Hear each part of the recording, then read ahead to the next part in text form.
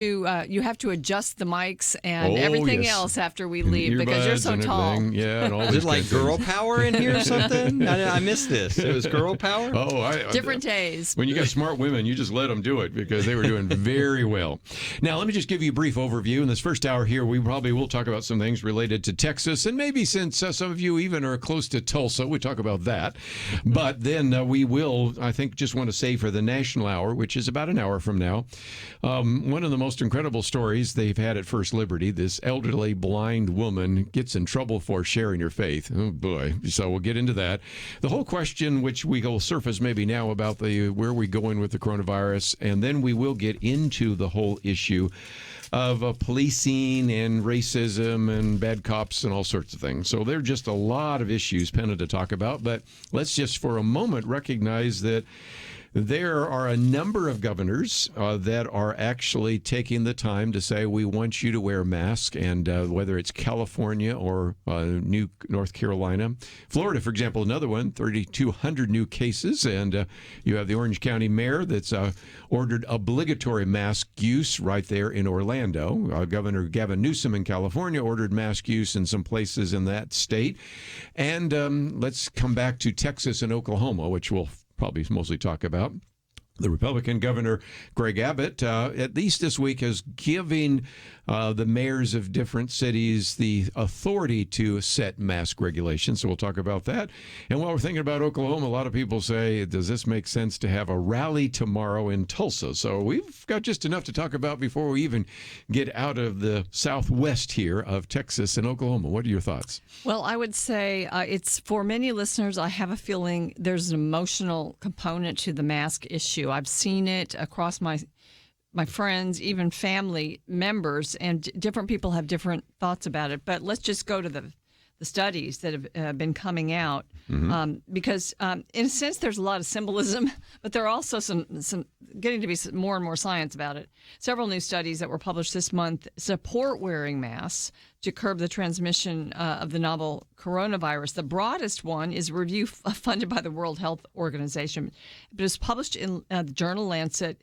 It concluded that data from 172 studies indicate wearing face masks reduces the risk of coronavirus infection. And so, the Lancet journal is pretty prestigious, so that's an important study. A lot of people see this, Kerby and Kelly, as they don't want to be told to wear a mask, and a lot of people don't want to wear a mask because they don't think it does anything. Part of that, I think, stems back from we were told we didn't need masks at the very beginning of this, and that was irresponsible. And now, we have some of this scientific research. And I don't know, for me, it's always been just a little bit of common sense that it probably doesn't protect you, but it could help. There's some other studies here that I didn't post. We just posted that one today, but they did one from Texas and California. And this was research at Texas A&M, University of Texas, University of California, San Diego, and others. And they were looking at infection rates. And one of the things people have oftentimes said, Penna and Kelly, is, well, we don't have the gold standard. The gold standard is a double-blind study. Well, how do you do that, Because you can see if you're wearing a mask or not. And so the group in Hong Kong got around that and said, well, we'll do it with animals and put animals in cages and things of that nature because the animals don't know the difference, between whether or not there was it still thinks, they don't actually put the mask on the poor little hamsters, but they put them around the cages. And again, they just demonstrate what you would expect, and that is a mask sometimes doesn't prevent as much from what you get, but it prevents sending it out. And I'll give some diagrams in just a minute. But of course, they're talking about tomorrow in the Tulsa rally, trying to have as many of the attendees have masks and as many of the staff with personal protection gear. So here you go. Yeah, well, it's there's just so much of this that is like irrational, wrong. I mean, that's the thing. They tell you sometimes that, well, you're safe if you're 6 feet away. Well, then I don't need a mask if I'm 6. No, well, we don't know that. So if you're safe 6 feet away, you don't need the mask unless you get within 6 feet of somebody, right? But it doesn't work this way. They just tell you all these things. They're not sure what they really do or mean, and that's the problem. Is people have lost. I think this has been one of the largest losses of confidence in so-called scientists, and probably in the history of the country.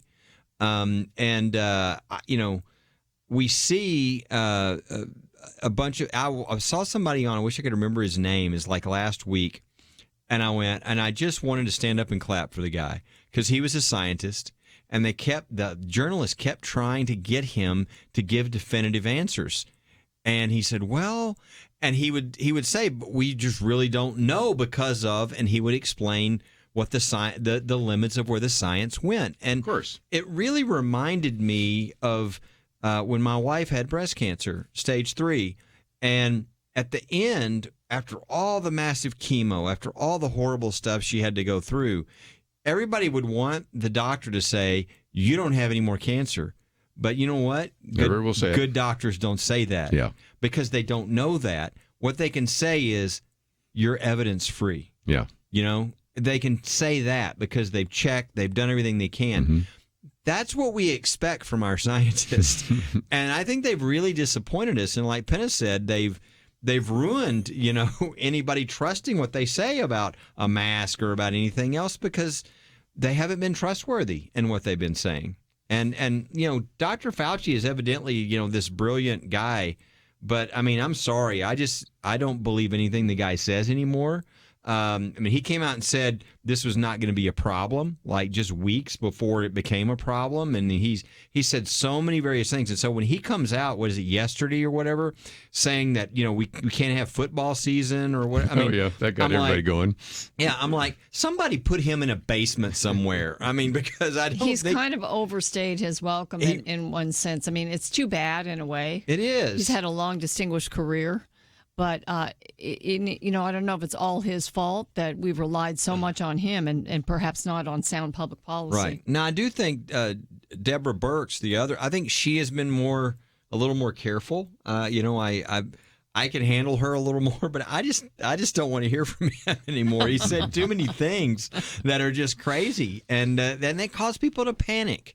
And I don't think that does any good. So I think the odd thing about Texas is that you've got this governor who's it's this conservative state, and he's supposed to be doing this conservative and reopening Texas, and he comes out this week with a pretty bold thing, which is we're going back to school, and no mask required, none of this, right?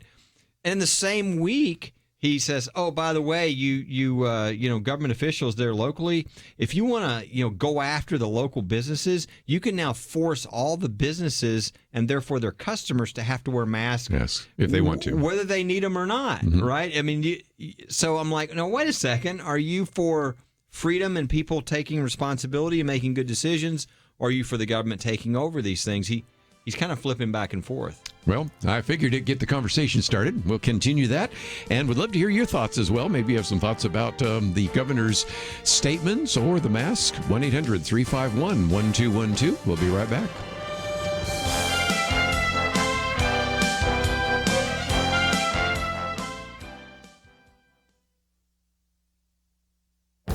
This is Viewpoints with Kerby Anderson.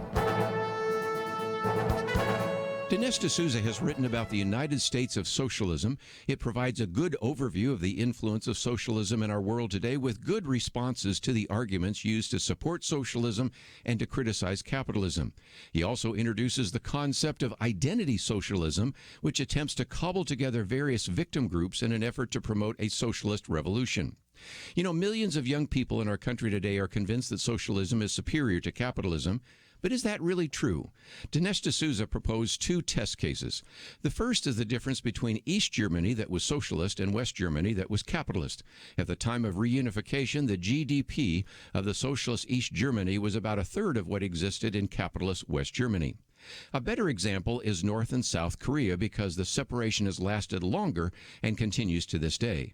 Capitalist South Korea is more than 20 times richer than socialist North Korea. South Koreans are obviously freer than North Koreans, and South Koreans are also taller, healthier, and live about 12 years longer than North Koreans. Dinesh D'Souza also draws upon his own experience growing up in India that was influenced by the Fabian socialism of England and then adopted Soviet-style 5-year plans when India became independent. His family had a ration card which specified the paltry amount of sugar or cooking oil they could purchase. There was even a 7-year waiting period just to get a phone.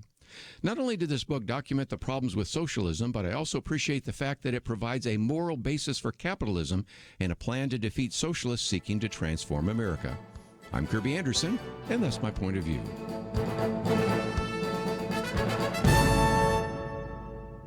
Take Kerby and the Point of View team with you on the go with the Point of View app. Search for Point of View Radio at the Apple or Google Play stores.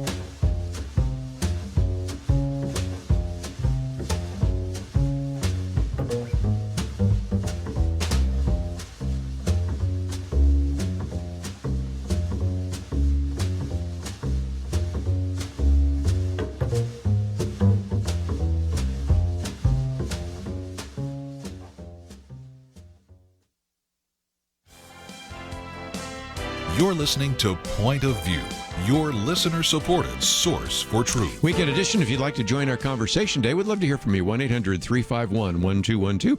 Penna Dexter, Kelly Shackelford will get into some of the religious liberty issues. And, of course, I know Kelly has some things to say, as do all of us around the table, about some of the Supreme Court rulings this week. Oh, my goodness, those will take a long time. So I thought for just a little bit we'd stay on this idea of mask and opening and all the rest. And there's a reason for it. First of all, in the state of Texas, the governor has made it possible for various localities, including one right here in the Dallas area, to say, well, if you want to require individuals to wear masks who are both employees and customers, okay, you're free to do that.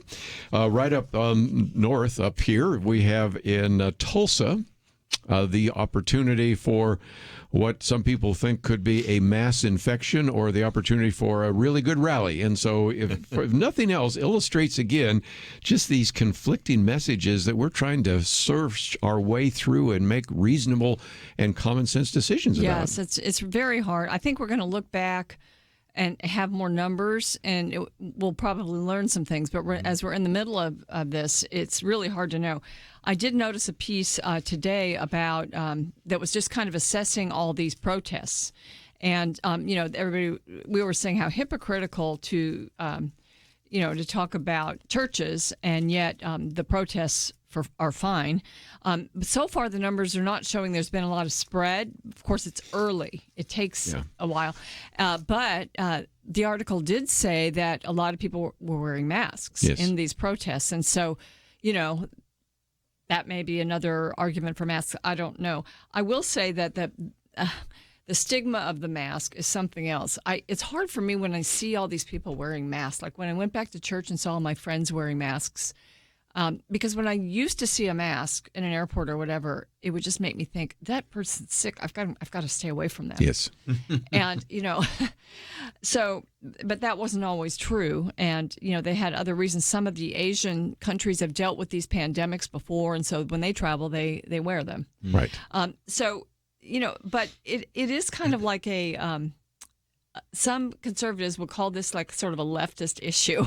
If you're a mask wearer, you're kind of on the left. And didn't the president say that in a Wall Street Journal article? The president hasn't helped. Not at all. When he says, well, when I see a mask, I just are wearing them in opposition to me. I've just, come on, stop saying this. But other people will say, you're sort of a cowboy. You're a little bit careless, if you don't favor wearing masks. Yeah. So it does have it has some political connotations. The thing that's interesting about this is normally in a situation like this, you could argue, look, the government doesn't have a right to tell me anything. This is my health.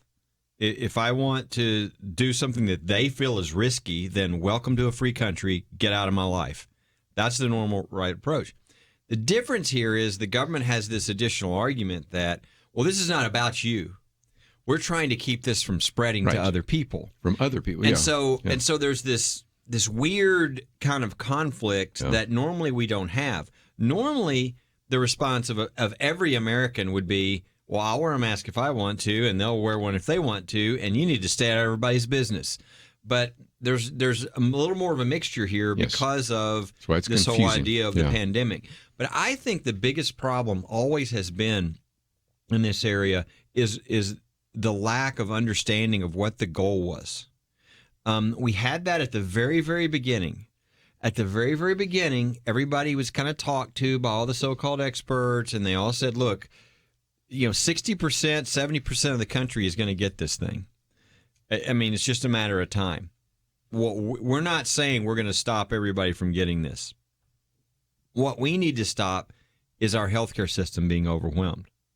And therefore, we've got to build out these hospitals. We've got to do all this stuff that we do. We've got to do this horrible shutdown that destroys everything.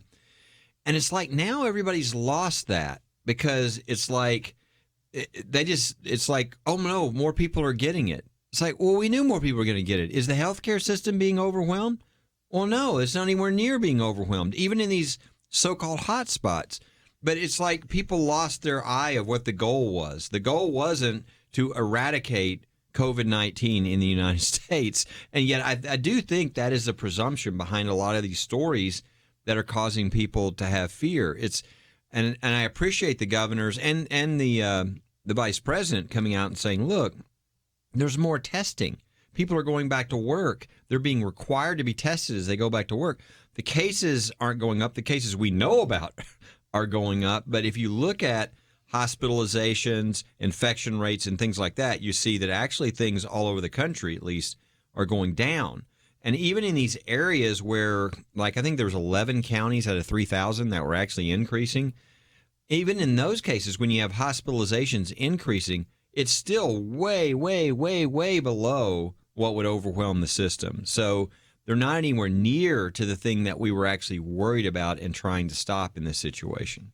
One of the articles we posted is by the vice president. There isn't a coronavirus second wave, but then today the World Health Organization says we've got a second wave and we need to get a second lockdown. So it is really hard to kind of sort The through World Health some of this. Organization's credibility has been, I don't want to say shattered, but If it had questioned. Question, yes. One of the questions that Kelly was bringing up is, do you wear the mask for you or for someone else? And if you've never seen this shows up all the time in various Facebook posts and things like that. My doctor took me through it the other day, and I've seen it before, but if you're online, you can see it. But let me just say, let's assume that I have the coronavirus and Penna has a mask. And so it argues that if I have the disease and you have the mask, still the infection rate is 70%. I don't believe that, but that was the number it was on there. I mean, again, you have all sorts of healthcare workers every single day who are wearing masks around people that have COVID-19, and not 7 out of 10 of them are getting it. But let's use that number just for a moment. It's probably off, but it's at least there. But if you reverse it and the person who has the COVID-19 has the mask. So now assume I have the mask and Penna doesn't. It goes down to 5%. And if I have the mask and Penna has the mask, it's 1.5%. Now, How do they know those numbers? When that's the problem. I think they made them up. Yeah, some of them. Center for Disease Control thinks that some of those numbers, they can't vouch for it. But I did give you some studies that give us at least order of magnitude, like this one that came out of Hong Kong where it cuts it by 75%. So are they off? Yeah, probably a little bit. But the point it's making, which I think is a good one, you don't so much wear the mask to protect yourself, although there's some obvious benefit there. You wear the mask to protect other people if you by chance have it. Does that make sense? Yep. And if nothing else, it's back to this other diagram. I've been doing these Venn diagrams lately. This one that says, people taking COVID seriously, as well as people very concerned about impending economic destruction, and people who are worried about the expansion of authoritarian government. That's me. All three of those are equally true. Right. I'm there. I'm in the middle. Yeah, that's where a lot of us are. And, again, I remember those Venn diagrams from grade school, but it just illustrates again that in some respects, wearing a mask is more the golden rule. I want to prevent the possibility that I could spread it to someone else. And at the same time, some of these studies are now starting to show, in fact, more and more of them coming down, saying that it's amazing how effective a cloth mask is. And if you add a cloth mask to wiping your hands, washing your hands, distancing, I always use the example, good, better, or best. Good is something in terms of distancing. Better is a mask and 6 feet social distancing. And the best would be if you had a mask and clown and all the kinds of things that people in hospitals have. So each step is a little better, right? Did your doctor say what kind of mask, those statistics that he gave you for the chart? Some of these studies Related have been the N95s, but a good number of these seem to just be just your standard mask. And there was a study a while back when we had Jane Richards on talking about this, and that was 3 months ago, in which he found one study, and I went back and looked at it, that said that same thing, that there wasn't that much difference between some of the really good mask and a mask, because you're preventing the presentation of that. And then one more element that you'd have to throw in this. Again, this is more of the conservative, people should be responsible for themselves, which is you shouldn't be near other people if you're in the danger group. I mean, that's the real Stay issue. home. I mean, 80% of the people who've died are what, above 80 or Of 65. 65? Yeah. It's high. And the median age is 80. And median age, the median age is 80. Okay. And again, I bet if you looked at those people, they also all had other underlying health issues, right? So, I mean, it's a particular group that is in danger here, really. And those people need to stay away from people where you don't even have to worry about wearing a mask because they shouldn't be near you. We should be focusing on the people who are really vulnerable and being smart and not sort of shutting everything down because a small percentage of the people need to be taken care of. So there's a lot of elements to this. So I'm saying, in addition to the masks and social distancing, it's really who is really in danger. Well, we're going to take a break. We got a lot more to cover, but we thought we'd at least put that on the table since it surfaced today in the state of Texas and even tomorrow in Oklahoma. We'll be right back. If you thought the first half of 2020 was newsworthy, can you even imagine what's coming in the next 6 months? Coronavirus, the economy, social unrest, and an election.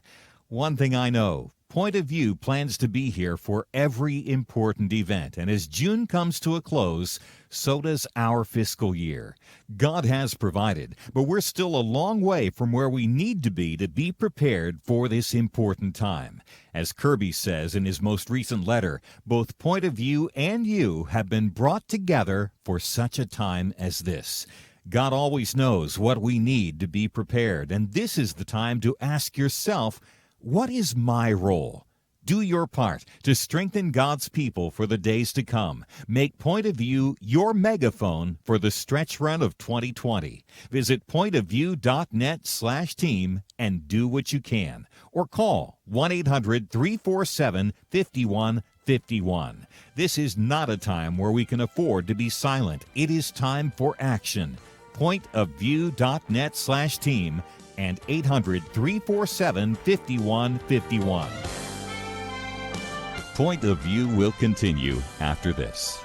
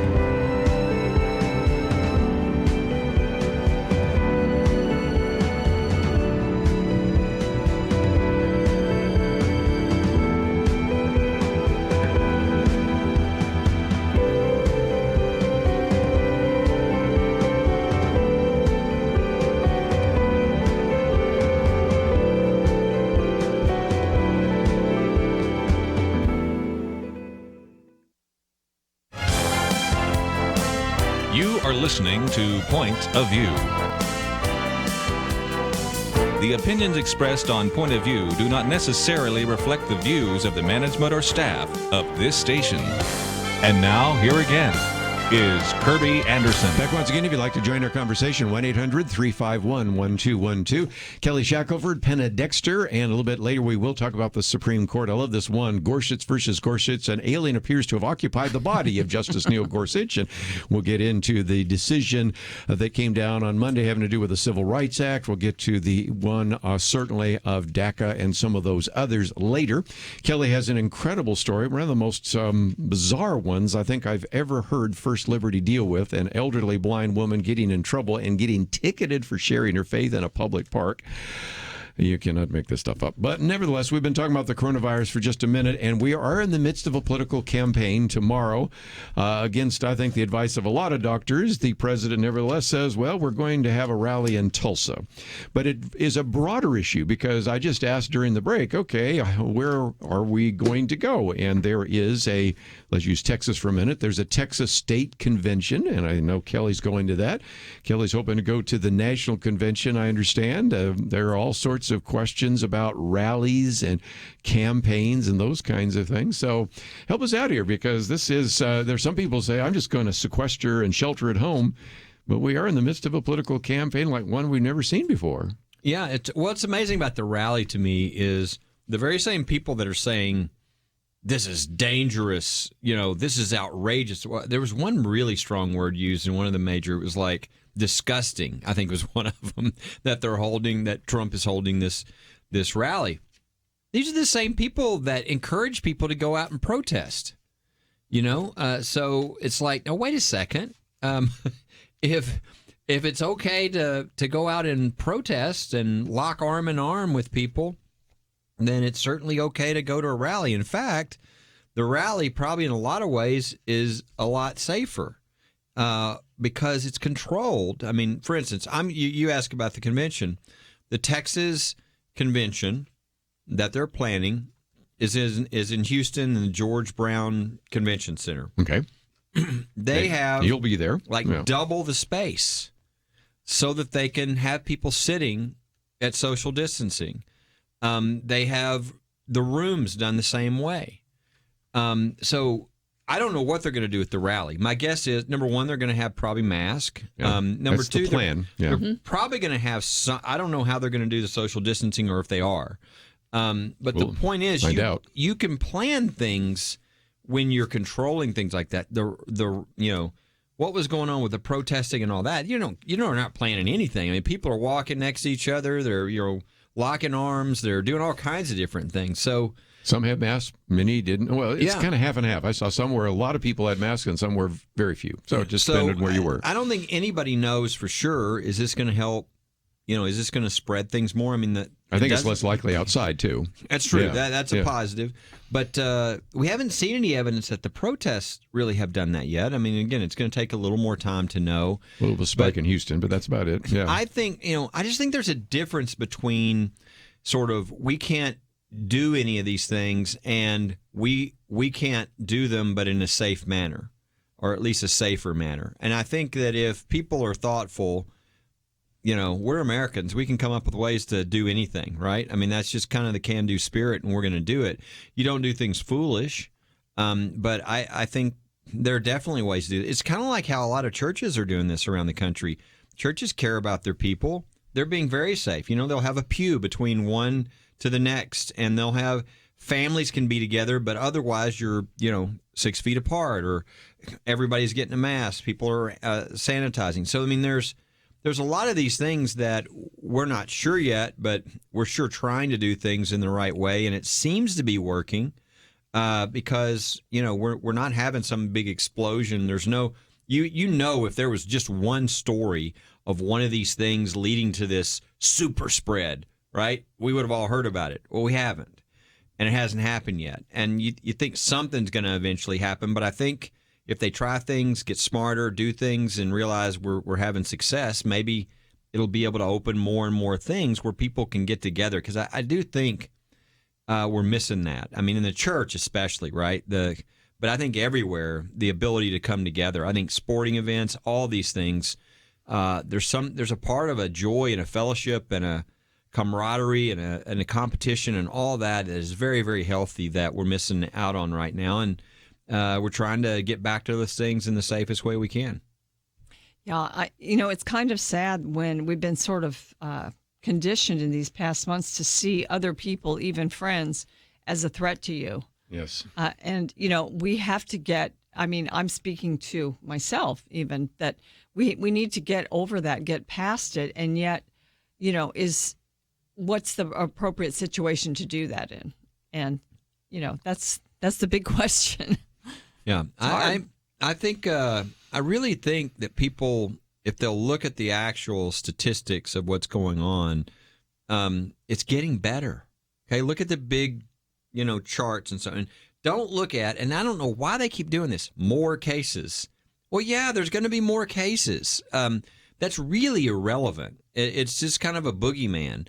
Look at, what's happening with the rates of infection, right? Look at what's happening with hospitalizations. Because in so many ways, the virus itself appears to be getting less toxic to people, right? It's the old deal of it. The virus wants to host, so it doesn't want to kill the host.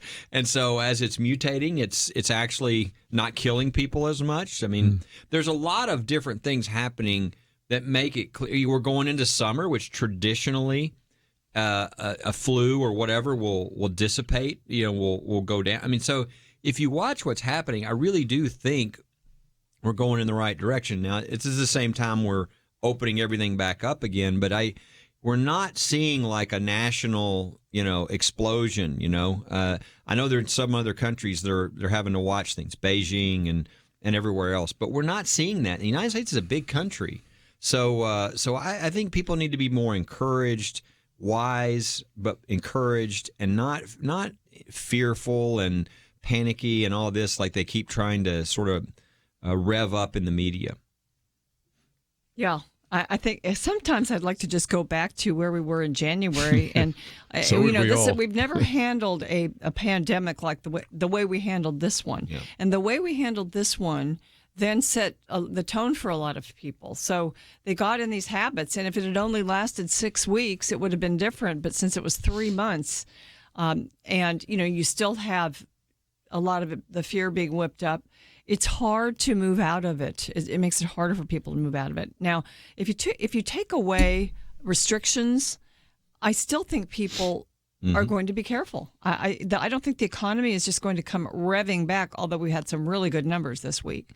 And I think that's the most important indicator right now is to bring the economy back. You're going to have a lot more health damage and other kinds of damage from a long recession or depression. We had Dinesh D'Souza on this week on our First Liberty Live, and it was really fascinating because he has just finished a book on I forget the United States of Socialism. Yes, and I had a commentary on it yesterday. Or matter of fact, it's today. I take that back. It's actually ran today. And again, I saw your piece there as well. It was really good because I think one of the things that one of the sort of I don't want to say plus because it's not a plus, but one of the things that was helpful to people is during this shutdown, bonanza going on around the country, we did get it's like we got an unmasking of what it looks like when, there's a socialism or the government has total power. And it's really disturbing. And I think it was very enlightening to a lot of people. Because it sort of proved a lot of things that have been said, and people got to see a lot of irrational abuses of power when the government has that kind of power. So it was really a good discussion with Dinesh. Is always so thought provoking. The thing he's thought about these things in depth, and so we were also tying it into religious freedom in the process as well. the whole idea of identity socialism, which I thought was kind of interesting. Yeah, he made the point, because I watched it, Kelly. It was great, and that it's hard for the socialists to make a lot of progress on the economic side because even the poor are fairly well off, so you can't really get them on your side as much. But with identity socialism, that's where they're working. I mean, the bathroom issues and the green issues and all of those is kind of where they're working and where they're pushing. And when you see these court decisions, I think that took things in the wrong direction. Mm-hmm. Well, we're going to take a break, and I might just mention my commentary today is on the book because we interviewed him last week, and so the commentary today is United States of Socialism. Penna Dexter's Viewpoints commentary, Are We Racist? So we'll get into Shelby Steele and some of that a little bit later, but we come back. What about this? It seems to me that without doing much campaigning, former Vice President Joe Biden's doing better, and that's maybe one of the reasons why the president, Donald Trump, is got a rally in Tulsa tomorrow. So we'll talk about that right after this.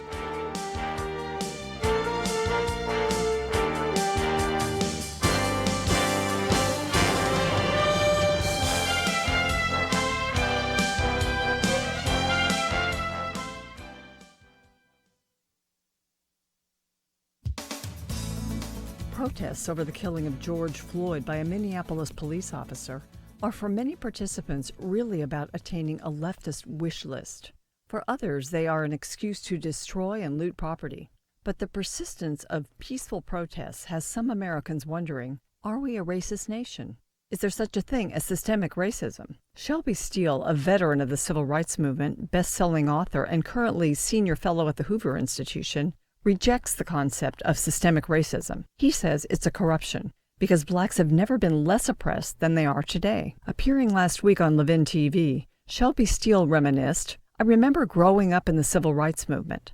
Everybody knew exactly what we wanted. This insurrection, he said, just seems sort of unclear. He says if there's a problem with the system, it's that it encourages and allows minorities to be victims who are entitled. The left amplifies and expands accusations of racism. Dr. Steele says it validates their claims that America is a wretched country. Christians should repent when there's racism, but should not take on false guilt. Another black leader, Southern Baptist preacher Vodi Bakum, told an audience that racism is the new unpardonable sin. He said for a person to be declared guilty of racism, somebody just needs to feel like that's what you meant. And this undoes everything else that person has achieved. He does not encourage people to attempt to be colorblind. Ethnicity and national identity are good and natural. Appreciate them. Here's something to pray. O God, you have made of one blood all the peoples of the earth and sent your blessed Son to preach peace to those who are far and to those who are near. Grant that people everywhere may seek after you and find you. Bring the nations into your fold. Pour out your Spirit upon all flesh. Through Jesus Christ our Lord. Amen. For Point of View, I'm Penna Dexter.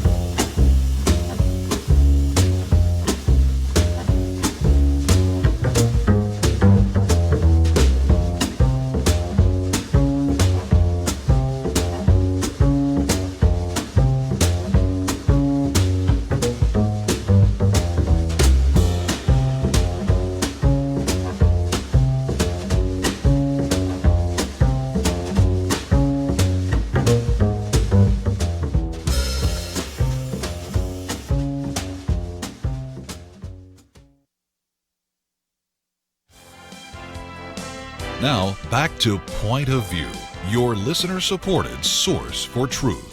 Back once again, let's, if we can, just for a minute, talk about if any of this has an impact on the election. Usually at a typical time, by the time we get to June and July, we're talking about a presidential election. We're talking about congressional elections. This time we have 33 Senate elections and then 2 special elections, so 35 Senate elections. Kelly's going to pay attention to that because that'll determine actually those kinds of nominees that show up in the future. Of course, 435 elections for the House of Representatives. I think it's 13 governors' races and state legislatures and all the rest. But in some respects, let's look at the national level, because if the economy does well, maybe that helps Donald Trump. But if there is anarchy in the streets, what does that do? What about handling race and issues of that nature? Just go around the table. Get your thoughts about that. Yeah, I think President Trump, hopefully some of the anarchy will be calmed down by then, and President Trump could then get some credit for that part of it, all the looting, the rioting, and he's already seen as one that would be more beneficial for law and order in the country. But there's this whole other side of it, and that is that the country is emotionally right now very sympathetic with the idea that we have a system that is racist, and we need to do things about it. So, and I think it's more the Congress that could do a couple of things, like they're trying to work on the police reform. But it has to be common sense, though, and it has to always be seen not to weaken law enforcement, not to weaken the ability to keep law and order. So he's going to have to walk a line. I think he needs to speak. He needs to speak about the recovering economy. He needs to speak about law and order. And then I think he needs to find a piece in his campaign to show some compassion for those who have been affected by either racism. The African American and Hispanic communities have been disproportionately affected by the closures of the economy. So, if there's any policies that could help that, I mean, they've already done some, the paycheck protection and things like that. And unemployment is certainly very generous right now. But going forward, to make those lives better, to bring back that great economy that we had before, that's the area I think he needs to really major on. And then, you just kind of have to allow things to get better, keep deregulating. You talk about deregulating, but if you keep deregulating and then boast about what that's done, I think that can be helpful. I think school choice is another issue that it's a good time now because education has been thrown into disarray a little bit. So those are a few things. Part of it is going to be what happens by then, but also I think he needs to get some real powerful sort of campaign statements and themes that people can remember. Yeah, I think it really is. I mean, it's hard because of a lot of the political correctness, the bullying, the stuff that's going on right now around the country, which I feel like is really sad. I mean, I think whether people like Trump or not, one of the things he did when he came into office is he kind of blew up political correctness, right? And which I think is a good thing to blow up political correctness. I think it's a horrible thing because when you silence people, people die because people don't say what they need to say. And it's very harmful. I mean, our whole country is built upon a marketplace of ideas. And without better ideas, we get really bad ideas that kind of just go on.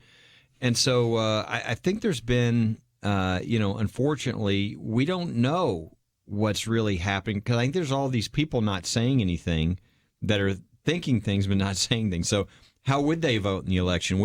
If we had a vote right now, even though the polls look like the president's not doing very well, would it turn out that all these people would show up and go, yeah, I'm voting for him. I've just been silent because of the PC atmosphere with a number of these issues. I don't know, but look at his rally in Tulsa. 1 million people asked for tickets. Okay, that's there's something to that. So I don't know, but I would say number one, and this is it, there are things that he will be speaking to doing for his base. It'll be religious freedom. It'll be law and order. It'll be keeping peace and law and order. It'll be judges. But then I think the meta issue for him, for me, is he's a populist. He fights the elites on both sides. I don't care if you're a Republican elitist or a Democrat elitist. He's actually for the little guy, which is kind of odd because he's a billionaire, right? But he really is, and that's why he got those votes from all those Obama voters, in Ohio and in Michigan. And I think what's happened is the racial issue is sort of a populist issue, but it's not one that he's really seen as particularly adept or a leader on. No. And so while he could do that on the economic side, and he's done it, right? He came in and slashed regulations and what did he do? I mean, unemployment, record lows in the African American community and the Hispanic community, and I mean, incredible, right? And that was why he was elected, to fight the elites, to take care of the middle class, to actually somebody cares about us. Think of all those factories that went overseas that he's brought back, right? I mean, that's why, and I think that's why this is a struggle, because it's sort of a populist issue that's happening, but it's not really one that's as connected to him. So I think the more the economy gets better, which I think probably will happen, the more he will be back on his strongest footing, and he'll be able to reach, those people who voted for him last time that might have not voted for a Republican before, but they thought this guy's going to actually do something to try to fight for the little guy. And again, he had proven that until the COVID-19 pandemic came in. I think that's one of the beauties, the strong points of President Trump is he doesn't have this wonderful rhetoric, but he does tell it like it is, and that appeals to a lot of people. He does slash political correctness, and right now that's not working great for him, but it could come back. But there has to be, his policies have to make things better between now and then, or I think he'll lose. But he has to be able to then use those to his advantage. He has to be able to pinpoint the things that are getting better and contrast himself with the Democrat policies.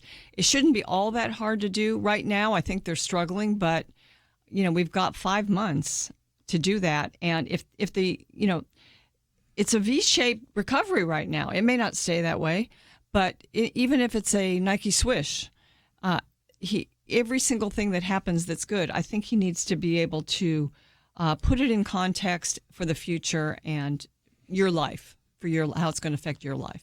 Well, let's take a break, and when we come back, we will have our national hour, and there's a couple of things we're going to do. First of all, we're going to hear Kelly tell a story that is so heartbreaking and probably one of the worst he'll ever tell us, and we'll try to do that in one segment, because then we have at the next part of the hour an individual that wrote to us, and he has retired as chief of police, but he had heard us say some things about if we're really serious about getting rid of bad cops, sometimes bad cops come because we have bad unions. So I wanted to post this piece by John Stossel, who's written about that.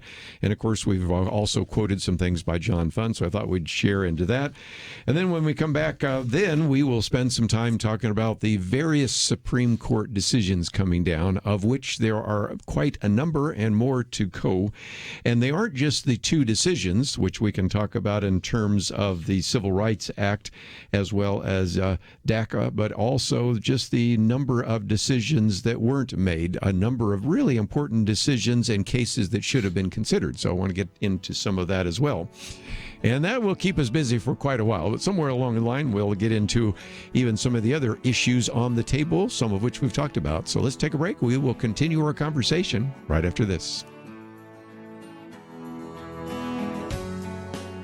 If you thought the first half of 2020 was newsworthy, can you even imagine what's coming in the next 6 months? Coronavirus, the economy, social unrest, and an election.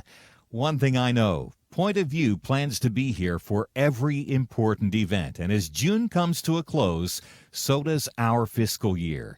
God has provided, but we're still a long way from where we need to be prepared for this important time. As Kerby says in his most recent letter, both Point of View and you have been brought together for such a time as this. God always knows what we need to be prepared, and this is the time to ask yourself, what is my role? Do your part to strengthen God's people for the days to come. Make Point of View your megaphone for the stretch run of 2020. Visit pointofview.net/team and do what you can. Or call 1-800-347-51 51. This is not a time where we can afford to be silent. It is time for action. pointofview.net/team and 800-347-5151. Point of View will continue after this.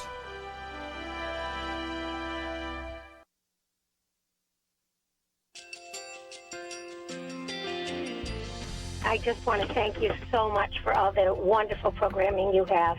You're just absolutely fantastic. I recently started listening to Point of View, and I really found it interesting because of the different subjects you cover. Thank you for that. I really appreciate everything that you do in keeping us informed.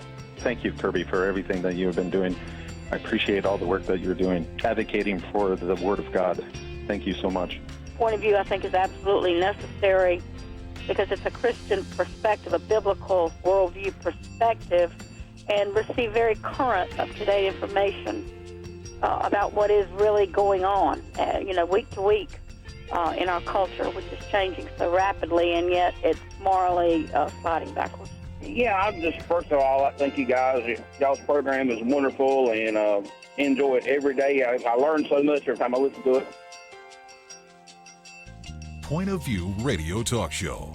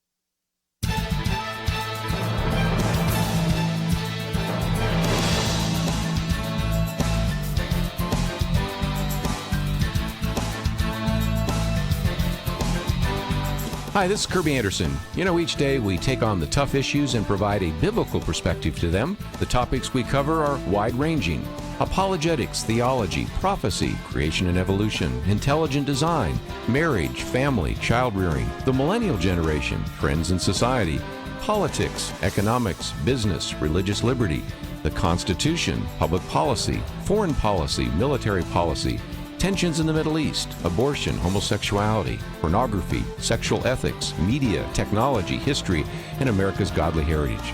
We talk about anything that affects your faith, your family, or your freedom. So don't go anywhere, because Point of View starts right now.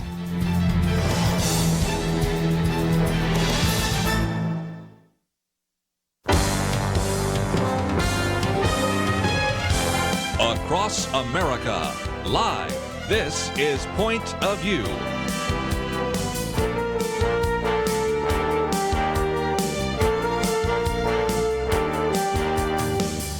And now, Kerby Anderson. Thank you for joining me today. Happy Juneteenth. And again, if you are just joining us, we really encourage you to look at some of the articles we're going to work through today. In just a minute, Kelly's got a great story about this elderly blind woman who was ticketed for sharing her faith. Now, we cannot make this stuff up. We're going to, a little bit later this hour, talk about, okay, if we have bad cops, what's the problem? And the piece we've posted here by John Stossel, Bad Cops, Bad Unions. We're going to talk to an individual that actually wrote into us. I thought maybe good to hear from him. We have all sorts of Supreme Court decisions coming down, and so as always, we have around the round table Penna Dexter and Kelly Shackelford. So much to talk about today. We'll never get through it all, and it's so important. I think that we're living in a time where what we do and what we think is so important, how we sort of talk about some of these issues, it doesn't always fall down the same lines that we're used to. So it's going to be interesting today.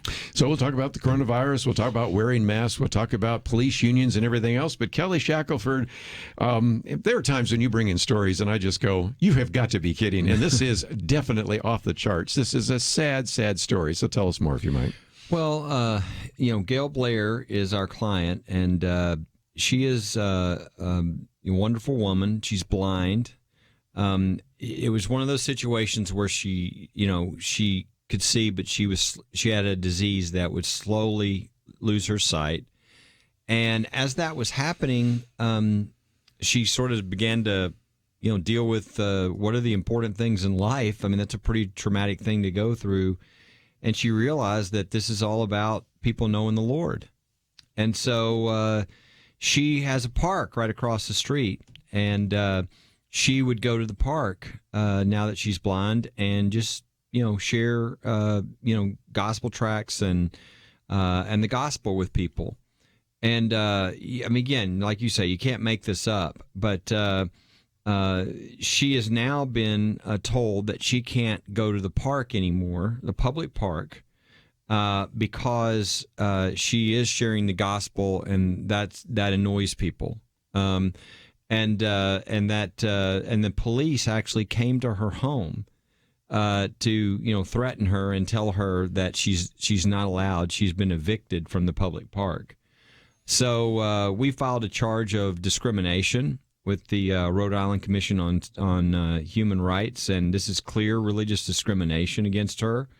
And we'll be doing what we can until they decide to comply with the law, because this is, look, you can't say you can't come to the park because you're black. You can't say you can't come to the park because you're a woman. You can't say you can't come to the park because you're going to share your faith. You can't do that. That's against the law. And this is just a clear case of discrimination, and one that's really sad, because you would think people would have, even if they're going to discriminate, you'd think this would not be their victim, but unfortunately, Mrs. Blair was their victim.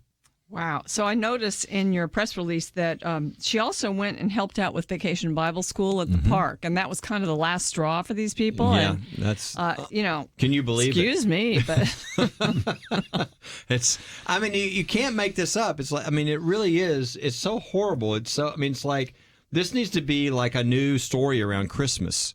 It's like the new Scrooge. But we'll see. I mean, let's hope that they realize this is a horrible mistake and that they need to correct, and they correct it. If not, we'll continue to pursue this all the way through whatever we need to do. And if people want the info, they can go to firstliberty.org. It's up there. You can read the complaint that we filed with the commission and read the facts and get all the information. But so what's next? Well, what's next is we filed. They'll respond. Either they'll realize they want to stop doing this, or they'll respond and we'll fight this out. And the way things work with a lot of these commissions on human rights or civil rights is you get a chance to go before them and they take action. And then if people want to appeal that or go to the next level, you can go into actual courts. But a first step is to kind of go to one of the commissions that are focused on this and see if they can't rectify it first. One of the things that came through my mind is sometimes if you heard the story and somebody was cited, you might say, okay, are they chasing them down or they're being obnoxious? But let's face it, she's probably sitting there and somebody comes and chats with her and she has a conversation, wants to hand them a Gospel of John, apparently is what she does. Yes. Controversial literature, by the way, the Gospel of John. And so you got to know that any possible concerns about her behavior probably aren't there, right? And this is, of all the people to pick on, somebody who is elderly in their 60s, although that doesn't sound so old now for me. And at the time, I guess she was 63, but she's a little bit older now. The whole issue of discrimination, you just say, why in the world? Yeah, right there in Rhode Island, which is such a wonderful state. And Providence is a real liberal city, though. Yeah, this is Westerly, which I think, anyway, go ahead. If she was protesting, I'm sure it'd have been fine, right? Or if she was creating her own, autonomous zone, I guess that would have been fine.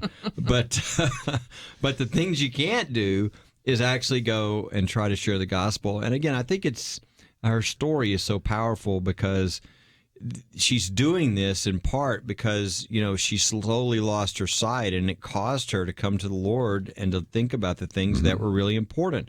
And therefore her heart is so, strong now for, getting to other people and letting them know about Jesus. And the idea that that's what we got to shut down in this society. We got to stop. Let's stop the blind women from talking about Jesus because they're the really dangerous people. And I mean, it's just with everything that's going on, it's horrible already, but it's just so backwards when you watch what's going on in our country right now, that this is the person that we're going to shut down. This is where the police are going to be deployed. Again, not to stop an autonomous zone or rioting or looting in different places, but to stop a woman who wants to share, information about Jesus and the Gospel of John. I might just mention we have a link to First Liberty, and if you click on Connect, it has legal help because I'm sure that even as we're talking about this, somebody else is going to say, I went to the park and I was trying to share my faith, and I ran into some of that as well, and I didn't know that when they told me to get lost that I actually had the freedom to do that. So they can contact you if absolutely. There are some other stories like that. This one's out of Rhode Island. It's just the most egregious example I've ever run into. It is. We've given it in a short amount of time, but you can read the whole material there on the website and just come to the conclusion. And I tell people I know a lot of Point of View listeners are already getting the information, but if they can go to firstliberty.org, they can sign up for the weekly, what we call our insiders alert. Because I'll just give you a forewarning now. I mean, there's going to be another lawsuit we're filing next week that's about ready to go. That's another just clear violation of religious freedom. So about the only way to keep up with kind of what's going on around the country. And, I think it's good to know because, number one, you need to know because if something's happening somewhere else, it very well might be happening near you. It might be affecting your kids or your grandkids. And so you need to know what your rights are in those situations. And number two, it's a great way for you to sort of be the Paul Revere of freedom with your own friends. Communicate what you're learning and send that out because I think more people that know their freedom, the more emboldened they'll be to live out their faith. Let's take a break. When we come back, one of our articles, Bad Cops, Bad Unions. We want to talk about that issue, and then we'll get into some of these Supreme Court decisions. All that coming up right after this.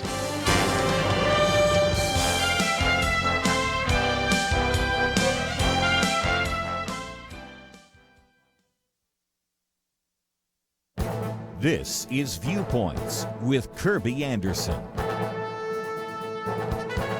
Did Dinesh D'Souza has written about the United States of Socialism. It provides a good overview of the influence of socialism in our world today with good responses to the arguments used to support socialism and to criticize capitalism.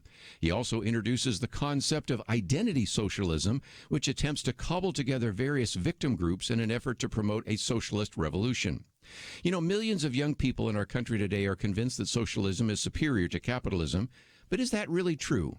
Dinesh D'Souza proposed two test cases. The first is the difference between East Germany that was socialist and West Germany that was capitalist.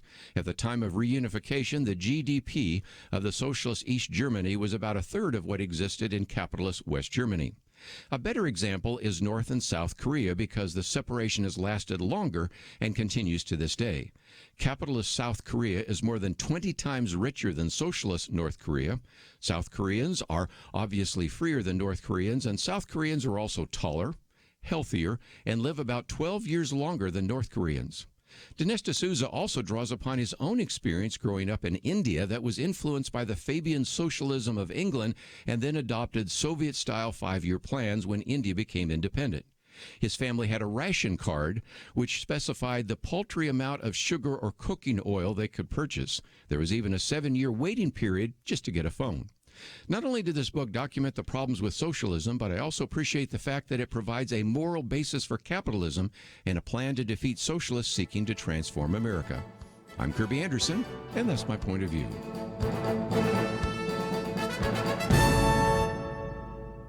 Take Kerby and the Point of View team with you on the go with the Point of View app. Search for Point of View Radio at the Apple or Google Play stores.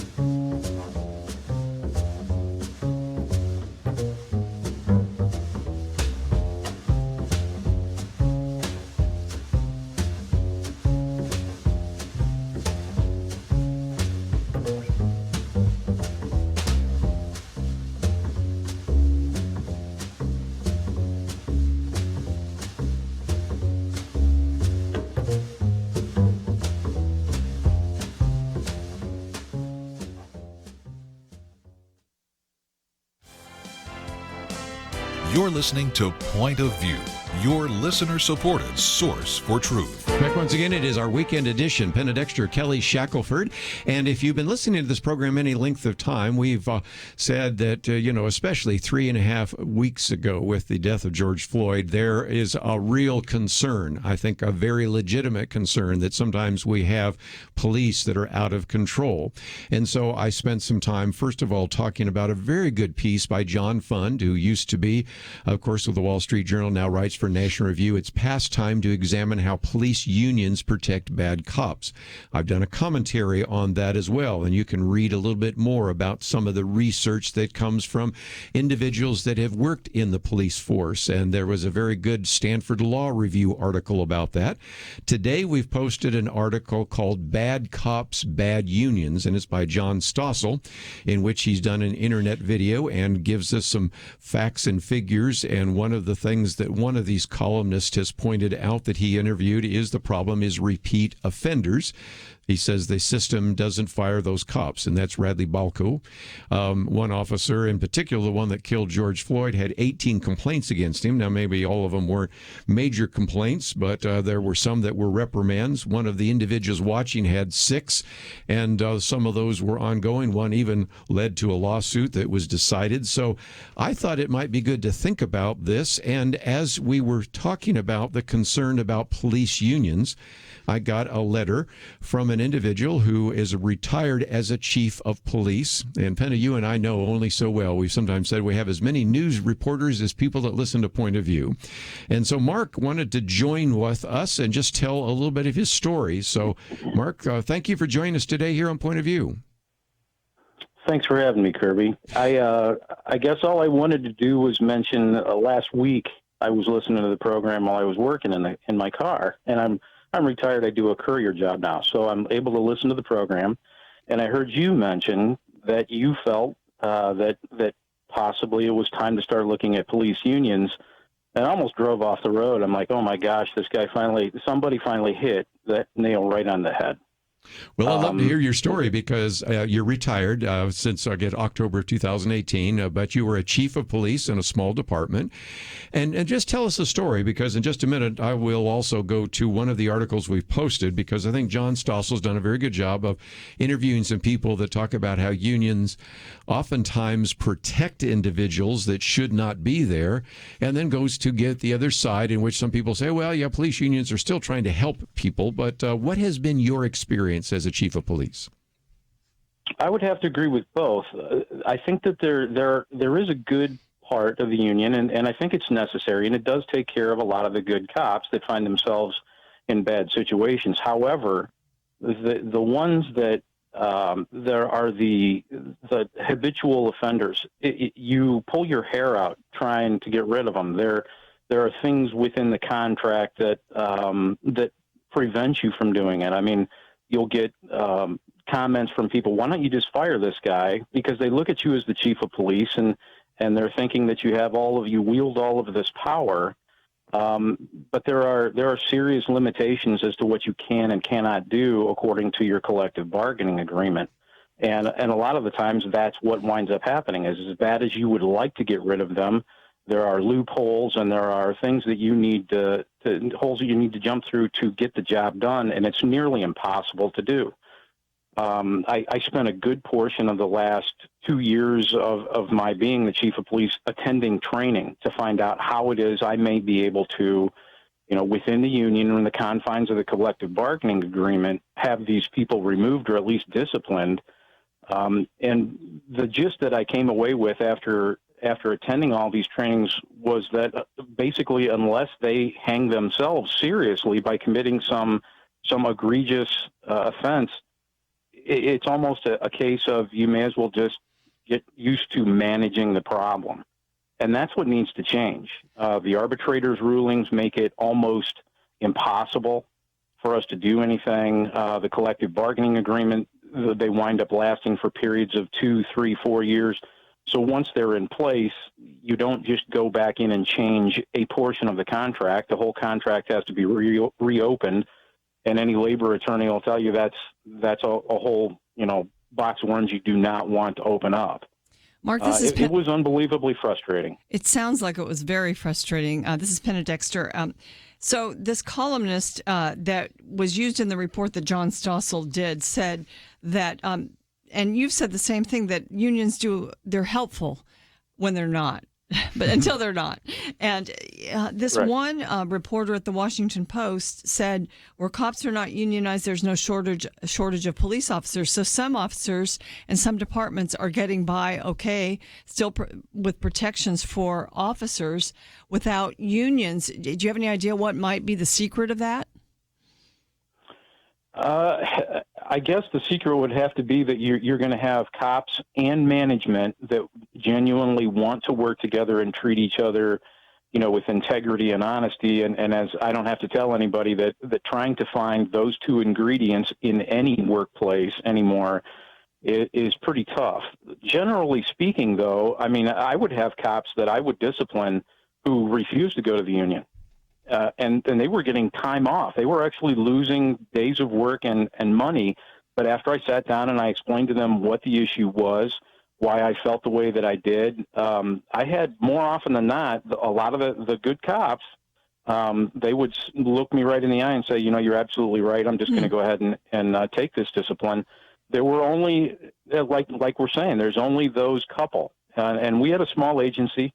And I only had maybe one or two that seemed to be habitual problem children, and it always involved the union, and the union, and they were good. The union was very good. They were very good at what they did. And if you're going to fight it as a chief of police, what you need is to have something in your budget that allows you to afford a high-powered labor attorney that you can go ahead and fight these things with. A normal, your normal law director is not going to be able to take care of these things. There are loopholes and details that need to be known, and most attorneys don't do it unless they specialize in it. And, of course, that winds up costing a pretty good chunk of money that a small department won't have. Do you are these? I mean, obviously, the origination of this problem is the collective bargaining agreements, and is that an agreement that's done like by the city council, and that therefore you don't have any control over, and then you come in as the police chief, or how can you actually get to the problem up front so that you protect good officers, but that there is something where the police chief can get rid of the really bad apples? In my situation, the city council did not. They only would ratify an agreement. I would be on a part of our negotiating committee, as well as the city manager, and then the union would be on the other side of the table. The issue was when you sat down. Like I said, the length of the agreement may be 3 years. So when you sit down as chief of police, the agreement may already be in place, and it may be in place for the next 3 years. And anyone who has ever done any contract negotiations realizes you're not going to make any major changes in lieu of anything like what's going on now. In a normal 3-year span, if there are no crazy things going on, you're not going to make any major changes, because when you want something from the union, they're going to want something back from you. It's a traditional negotiating process.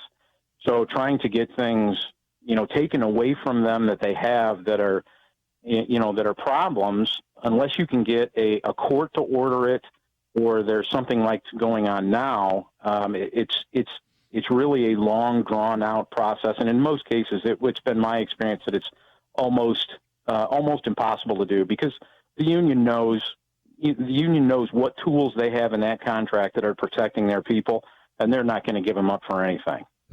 And so negotiating them away is nearly impossible. For sure. Mark, I just appreciate the fact that you sent in this email. And if nothing else, I appreciate you being willing to give us some time today, because we recognize that being a police officer, you're having to make split-second decisions, as it says in John Stossel's piece, your peacekeepers, your babysitters, your marriage counselors, all sorts of things. And there are so many good cops, but all it takes is one or two bad cops being protected. And that's why body cams and maybe rethinking the unions and some of those things are really important issues. So I really appreciate you taking some time to join us today here on Point of View. No problem, Kirby. I appreciate you having me. I would certainly encourage you to, first of all, pray for Mark and for anybody that's involved in law enforcement. It's just a tough job. And go ahead, Penna. Yeah, it is a tough job. And I just think about right now, if you've been a retired cop or a police chief, or if you're even serving now, it's a tough atmosphere. The respect that most Americans feel for the police, it's right now not on display, but it's there. Yeah. Well, let's take a break. We have a lot more to cover, and we will do so. But I wanted you to know that sometimes people say, well, what about accountability? Well, that's another factor that I thought we would put on the table, and you can read the entire piece by John Stossel today. We got a lot more to cover. We will do that right after this. If you thought the first half of 2020 was newsworthy, can you even imagine what's coming in the next 6 months? Coronavirus, the economy, social unrest, and an election. One thing I know, Point of View plans to be here for every important event. And as June comes to a close, so does our fiscal year. God has provided, but we're still a long way from where we need to be prepared for this important time. As Kerby says in his most recent letter, both Point of View and you have been brought together for such a time as this. God always knows what we need to be prepared, and this is the time to ask yourself, what is my role? Do your part to strengthen God's people for the days to come. Make Point of View your megaphone for the stretch run of 2020. Visit pointofview.net/team and do what you can. Or call 1-800-347-5151. This is not a time where we can afford to be silent. It is time for action. Pointofview.net/team and 800-347-5151. Point of View will continue after this.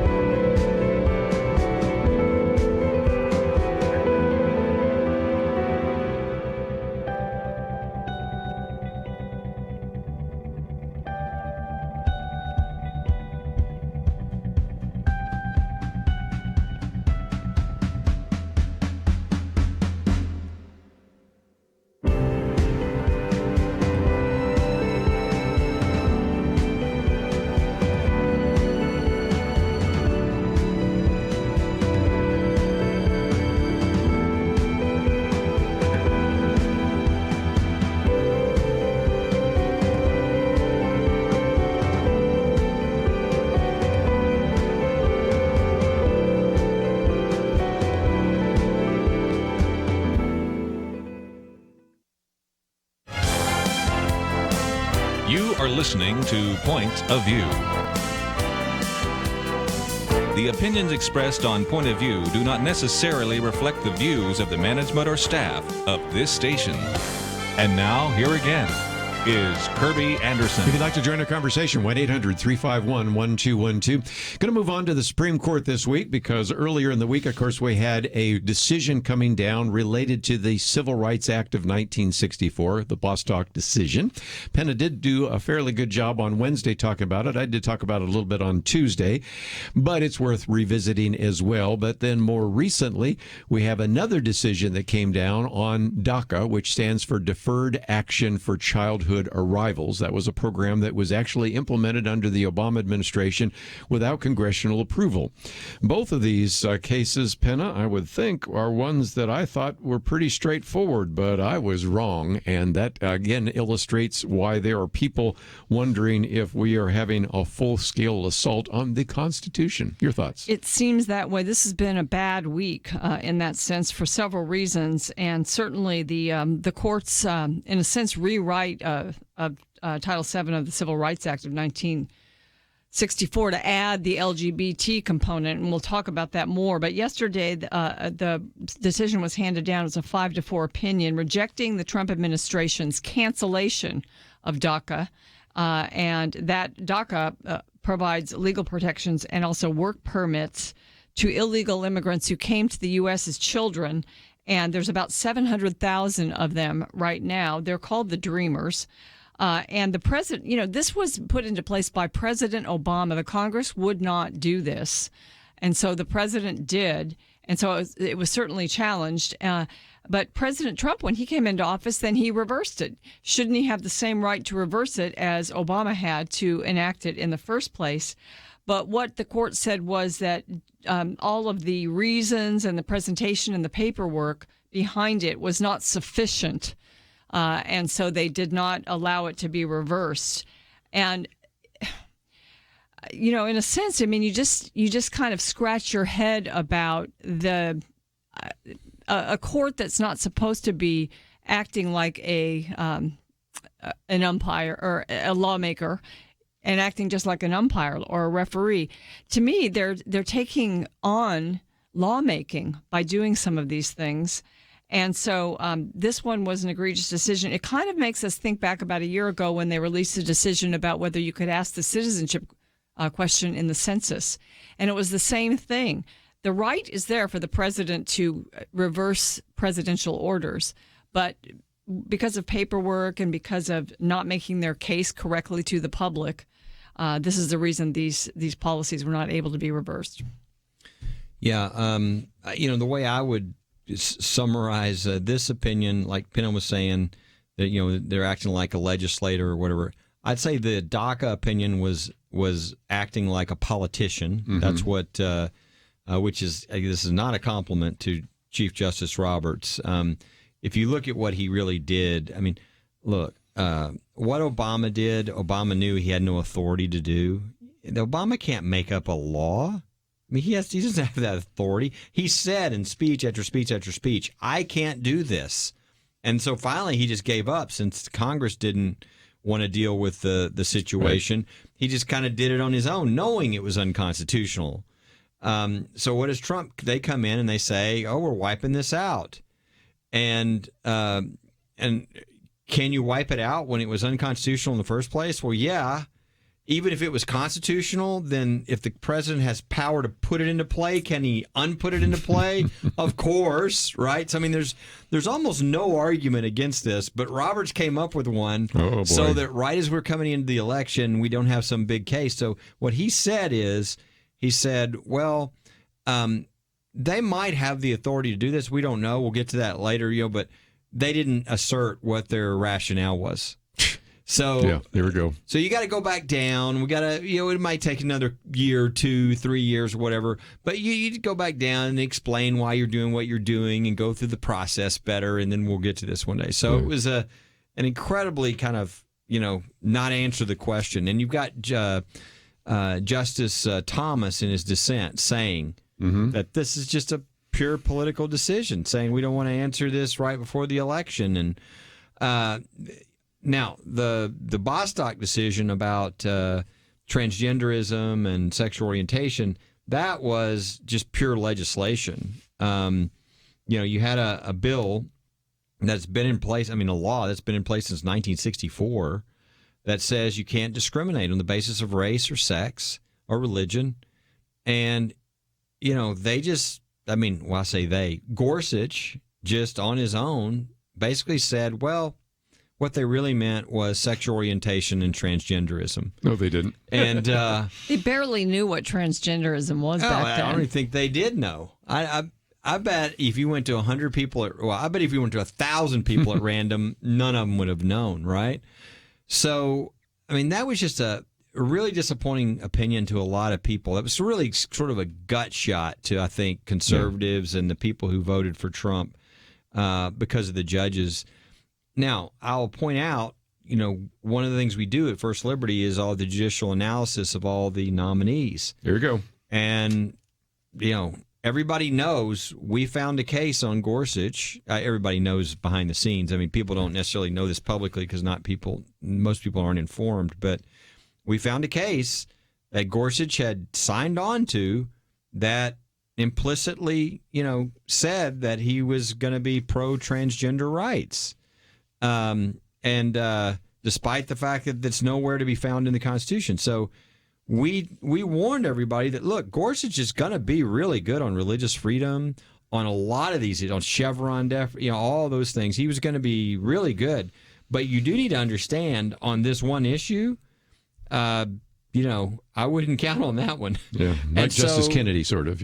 So this is what he did, and a lot of people are really disgusted because in the process, I think the case itself is really, really dangerous.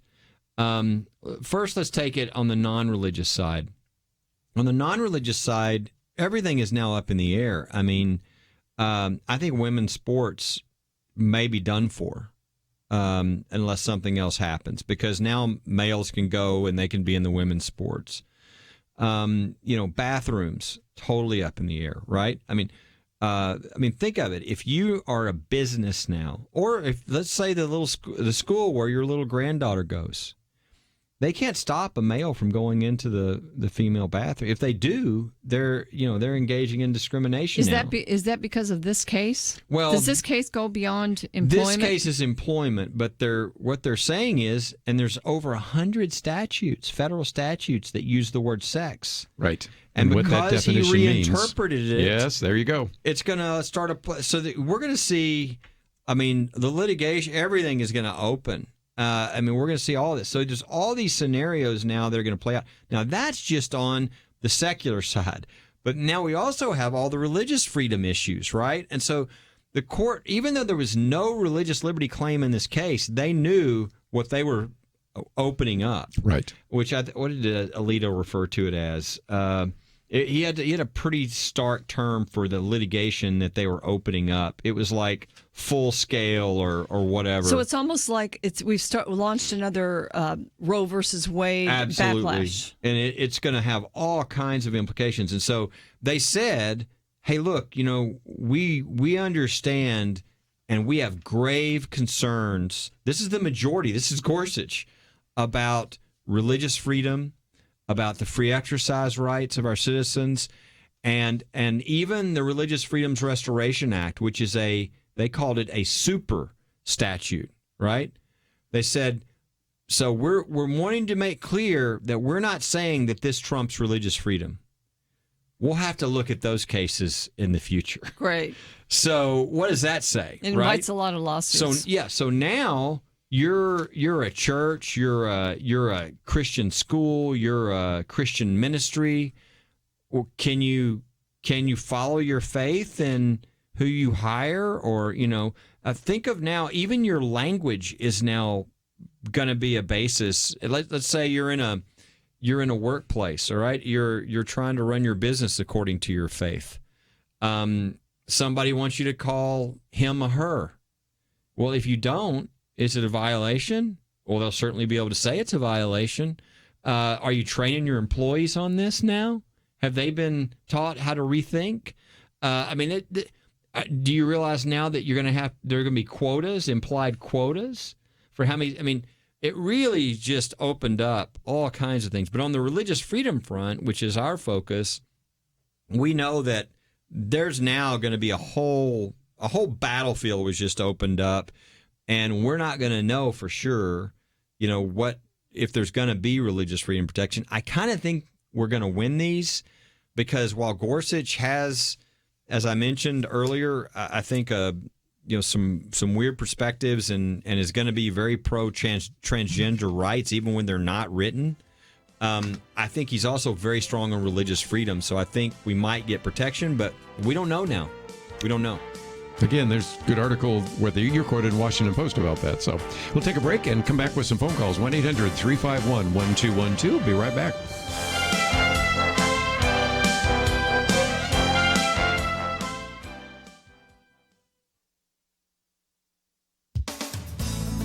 Protests over the killing of George Floyd by a Minneapolis police officer are for many participants really about attaining a leftist wish list.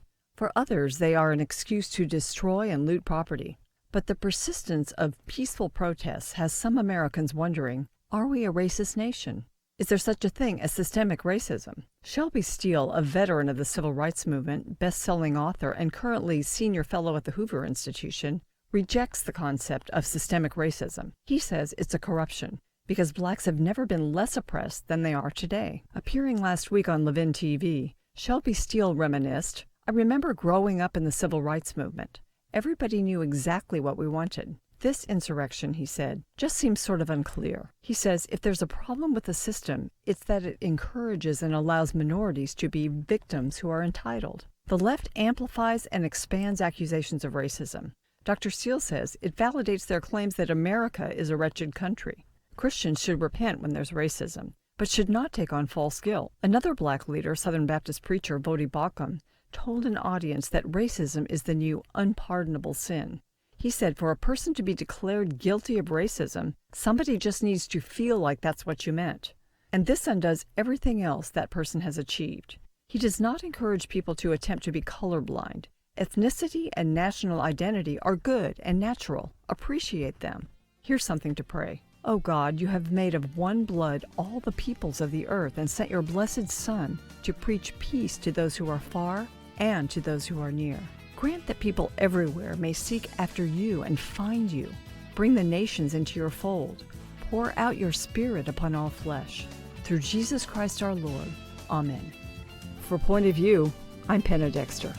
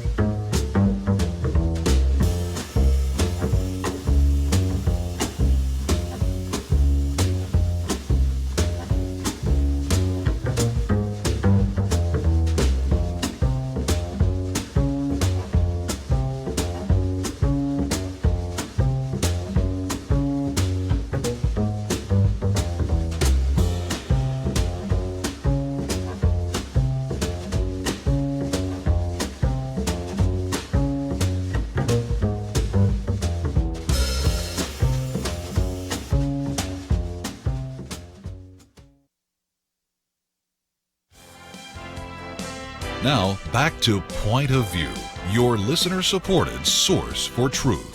Back once again, just trying to make some sense out of what happened there this week in the Supreme Court. Might just mention in just a minute, we'll get to, there are some cases that are still coming.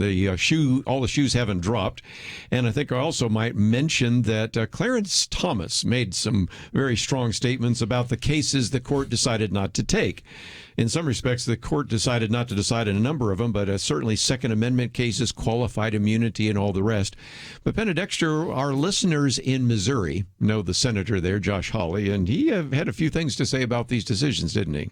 Well, first of all, I think the people that are listening now or that have been paying attention to this particular ruling this week, so many people that I know voted for President Trump They had problems with him, but they voted for him because of the Supreme Court and the courts. And he certainly delivered. Now, Kelly says there was a problem with Gorsuch. We don't even know if the Trump administration ever knew about those cautions or those worries about Gorsuch, or didn't take them into account, or just, took other advice.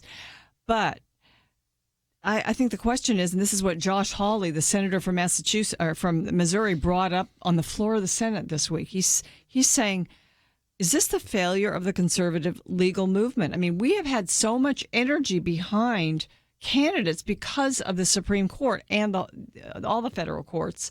And because of this big disappointment in this case, he made the case in this speech that it's over, that you're no longer going to be able to use the courts as a campaign issue to elect a conservative. I think that might be going a little bit far, and I hope that some rulings will help us feel better about this next week. But what do you think about that statement, Kelly? Well, I appreciate what Josh Hawley's been doing, and Ted Cruz. I think they're two of the leaders on this, and they've been really strong. And I thought it was, anybody who hasn't watched his speech should watch it. It's a very powerful speech, and I think they would appreciate it. And there was an article by Rod Dreyer off of that as well. I think the answer, might be the opposite. I mean, he's right. There's a sense to which the conservative, and I say conservative with a little bit of a tongue in cheek, but the conservative let's say it this way, the rich Republican attorney establishment has been controlling this more. And what's happened is the base who's electing Trump, everybody might be in agreement on a lot of the cases, but these rich Republican establishment attorney group, they're not as comfortable with the social issues. Mm-hmm. So they're not, there was even a book written that's come out that talked about when they were picking judges, how they would never pick if Scalia was available, they wouldn't pick him right now. You're like, what? But this is the mindset of these people. So I think the problem is, I think the base is still, the judges are crucial. They know they're crucial to the future. But what they're looking at now, and I've seen a lot of conservative leaders say this, is this cannot happen again. This Gorsuch type situation. Well, how do you have that not happen again? Well, number one, you make sure that whoever is on that list that you pick to be on the Supreme Court, it can't be, well, we think they're going to be good. Oh, he's a friend of mine, right? It's got to be, there's data on him or her that shows exactly what they're going to do. We've already seen what they're going to do. They've been in the fire, and they stood the ground on what the proper approach was. And now some people might say, well, are there really people like out there? Yes, there are. I mean, we all know Jim Ho, right? He's written an opinion on the Second Amendment, on religious freedom, on life, on campaign finance, on transgenderism. He's just been on the court 3 years, okay? But he's not hiding. He's saying, and in judicial philosophy, very clear. So I think what this is going to do, and I think you're going to see the president do that. I don't think there are very many people who think the president wasn't trying to put a conservative on the court. And I think he's going to say, he's already done it, right? So what did he do? He came out with his Twitter and he said, I'm bringing up a new Supreme Court list by September 1. Right. And he said, we have got to get some more conservatives on this court. So he is doubling down. And so I think the base is going to want to double down with him as long as there are assurances that the next one will not be a mistake. And again, I think the way he solves that is, who does he put on the list? And if he puts people on the list this time that we don't have any doubt about, then I think he will actually use this to his benefit, because I think this was a big issue, and I think people are angry that it hasn't been done yet. Well, he's right, getting one more conservative, because we can't rely on Justice Roberts, on the Chief Justice, too. But, the Gorsuch situation, I don't think most of the public had any doubts about him. Mm-hmm. They didn't realize what your concerns were. They didn't know that. They thought he was one of these pure I mean, he was famous for being an originalist. Now, we know that originalists can actually cut both ways, and I've read a lot about that this week, so it doesn't necessarily ensure a conservative ruling. But I'm just wondering if people are going to say, this is my worry, the court was a big issue, and I think it pulled a lot of people to Trump. Is that going to, are other issues going to take its place, especially now since we're going through a very different time? I mean, the economy may be more important than the courts to some people. Perhaps race and racial reconciliation is more important to people now. I mean, who knows? I don't know what everyone's thinking in the country. Yeah, I don't. I'm going to guess it's not, because I think the pandemic woke everybody up to how important the courts are going to be. I mean, we just in the last week alone, we have a decision from the Seventh Circuit from Easterbrook that says, the governors can do whatever they want to the churches during a pandemic. And 2 days later, we have Judge Ho from the Fifth Circuit issuing an opinion saying, "Excuse me? No, not in this country." He said the governors and the government has no authority to decide, whose First Amendment rights are protected and whose aren't, by saying, "Well, you're essential and you're not, church." So we've got this battle playing out in front of us, and I do think I think people are worried about what's happening. We could have house churches pretty soon, the way things are going with the authority they think they have over the church. So I do think that they're worried about, well, is there any hope of us ever picking anybody that's not going to turn their back on us, right? And I think people don't realize that. Again, I think it would help if people knew we brought this information to them. We said, look, there's this opinion called Castle that he signed on to, that within it, if you understand what he's saying, it creates this transgender right thing that really doesn't exist. This is a problem. Other people knew, and we knew, that he went to a very liberal Episcopalian church where his rector was off the chain liberal, so much she was very pro-LGBT. There's all kinds of little factors, if you look for them, that are there. But you can pick people that don't have these other issues, that are just true to the Constitution. They're going to follow what it says. Even if they don't like the decision, they're going to go the way of the Constitution. And Gorsuch is real close to that, but he's got an issue here, obviously, where he's willing to recreate language on this one issue, which I think is a sad thing. But there are plenty of people that have shown they won't do that, and they've had pressure. They've issued good decisions. They won't move on what the Constitution says. We've got to put those people on the court, and I'm hopeful that the president will put those people on his list.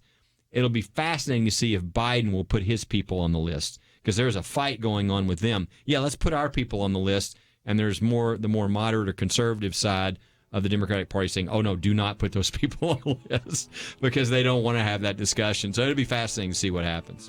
We're going to take a break. A good time to go to the website, pointofview.net. And most importantly, if you appreciate the intelligent conversation we've had here, you might want to click on that button and donate to this ministry. We'll be back right after this.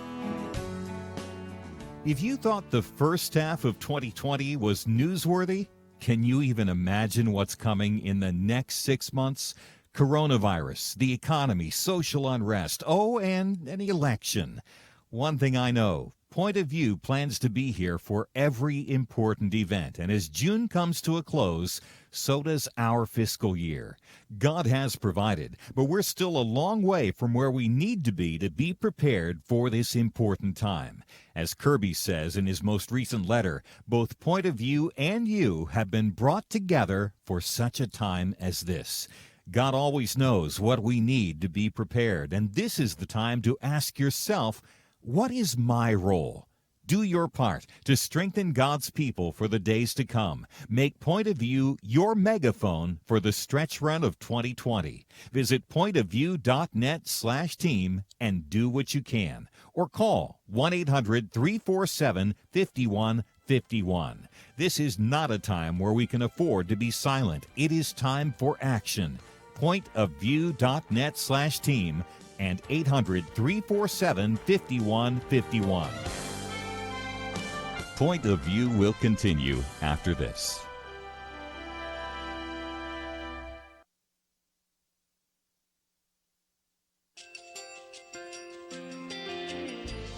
I just want to thank you so much for all the wonderful programming you have. You're just absolutely fantastic. I recently started listening to Point of View, and I really found it interesting because of the different subjects you cover. Thank you for that. I really appreciate everything that you do in keeping us informed. Thank you, Kerby, for everything that you have been doing. I appreciate all the work that you're doing, advocating for the Word of God. Thank you so much. Point of view, I think, is absolutely necessary because it's a Christian perspective, a biblical worldview perspective, and receive very current, up-to-date information about what is really going on, week to week in our culture, which is changing so rapidly, and yet it's morally sliding backwards. Yeah, I'm just, first of all, I thank you guys. Y'all's program is wonderful, and enjoy it every day. I learn so much every time I listen to it. Point of View Radio Talk Show.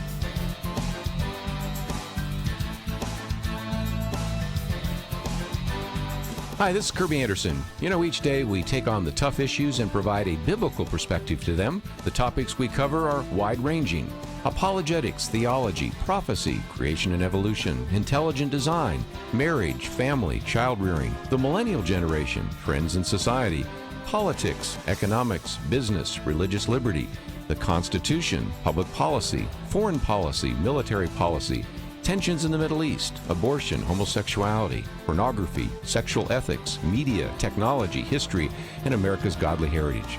We talk about anything that affects your faith, your family, or your freedom. So don't go anywhere, because Point of View continues right now.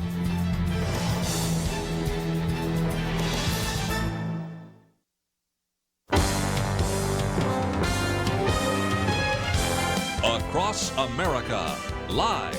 This is Point of View.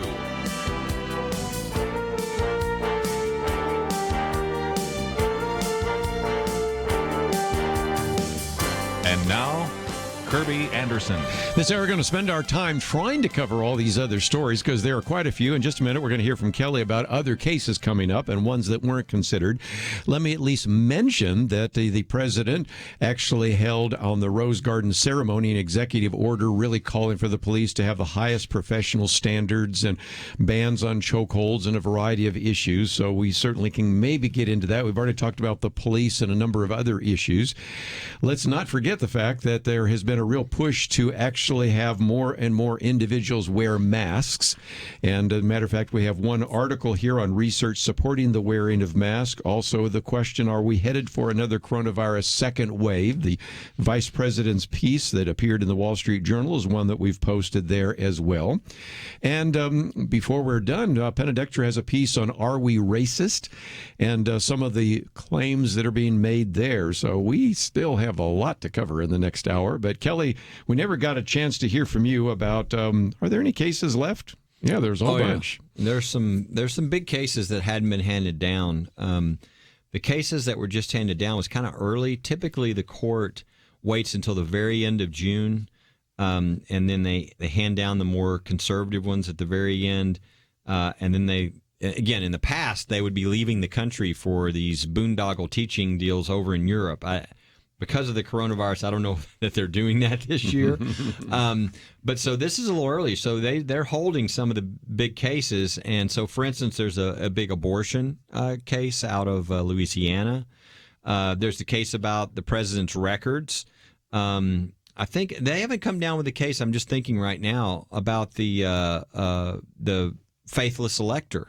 Yes, that's the one that I've been watching. Yeah. So that's coming. So we've got, and there's a number of other ones too, but there's some, and the religious liberty cases, right? There's Our Lady of Guadalupe, which is the case about whether a Catholic school can fire a teacher or whether, they're subject to normal laws about discrimination in the workplace. Again, the tradition has always been, going back really many, many years constitutionally, that a religious organization has a right to hire its own religious leaders and those who teach the religious mission, and for the government to come on and be able to say, well, we're going to tell you who you can and can't hire, is a massive violation of what's called church autonomy. And just think of it, if the court if the government could come in and tell you who you could hire as your pastor, your rabbi, people immediately go, there's something wrong with that. Well, what about the laws that say you can't discriminate in employment on the basis of sex? Well, how does the Catholic Church have these priests and they're all male? Well, because of the very what we're talking about. This case said that this woman who was a teacher in the Catholic school could sue the school and was subject to these laws. So that case will be decided.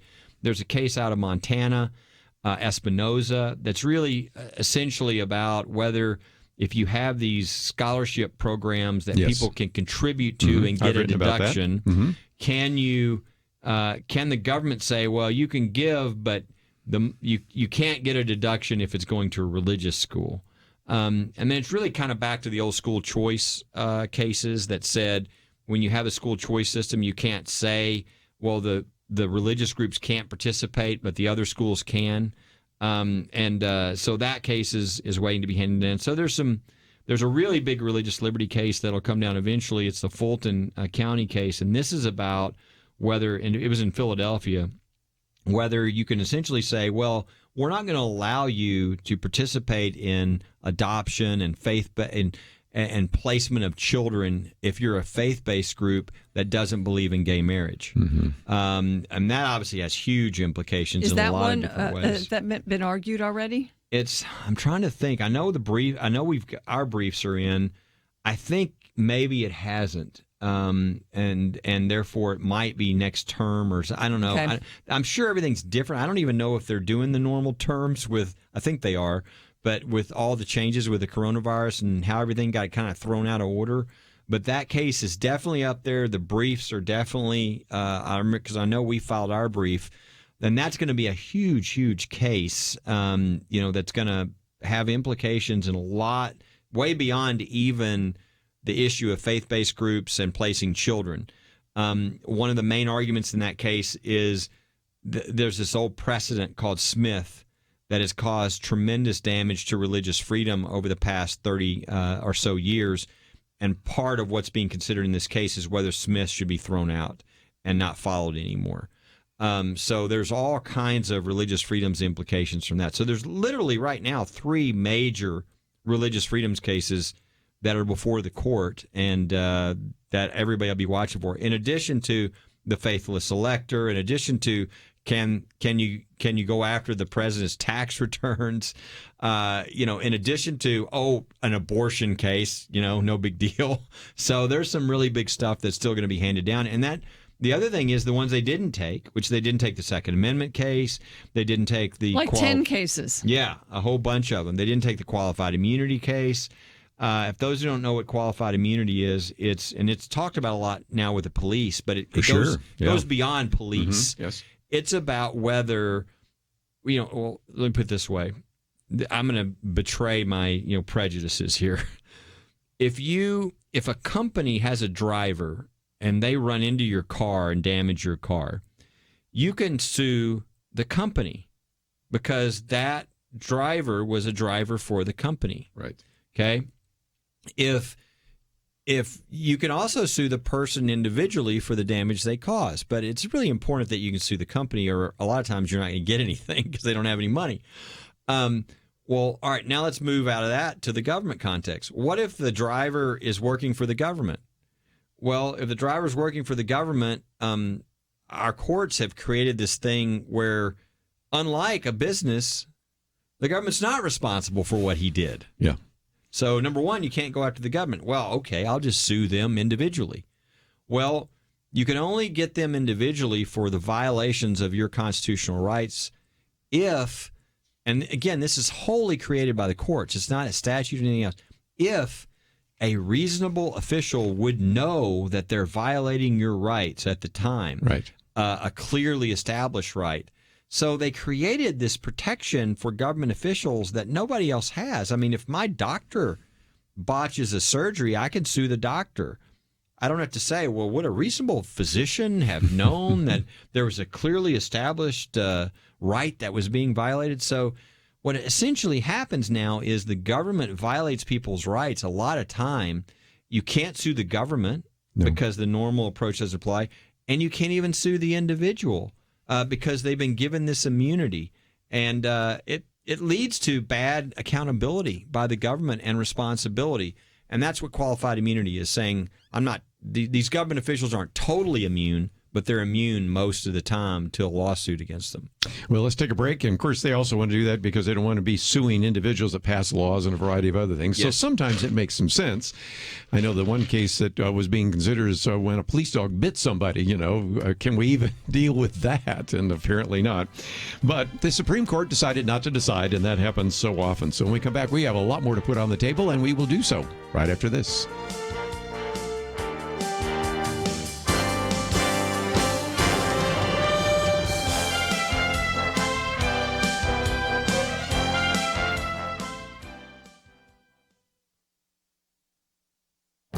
This is Viewpoints with Kerby Anderson. Dinesh D'Souza has written about the United States of Socialism. It provides a good overview of the influence of socialism in our world today with good responses to the arguments used to support socialism and to criticize capitalism. He also introduces the concept of identity socialism, which attempts to cobble together various victim groups in an effort to promote a socialist revolution. You know, millions of young people in our country today are convinced that socialism is superior to capitalism. But is that really true? Dinesh D'Souza proposed two test cases. The first is the difference between East Germany that was socialist and West Germany that was capitalist. At the time of reunification, the GDP of the socialist East Germany was about a third of what existed in capitalist West Germany. A better example is North and South Korea because the separation has lasted longer and continues to this day.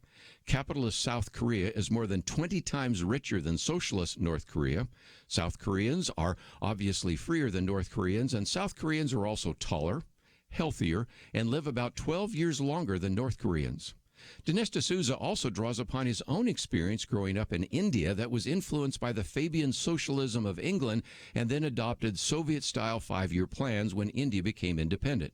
His family had a ration card which specified the paltry amount of sugar or cooking oil they could purchase. There was even a 7-year waiting period just to get a phone.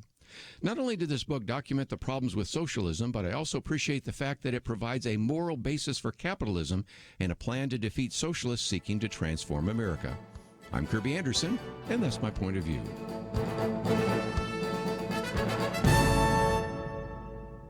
Take Kerby and the Point of View team with you on the go with the Point of View app. Search for Point of View Radio at the Apple or Google Play stores.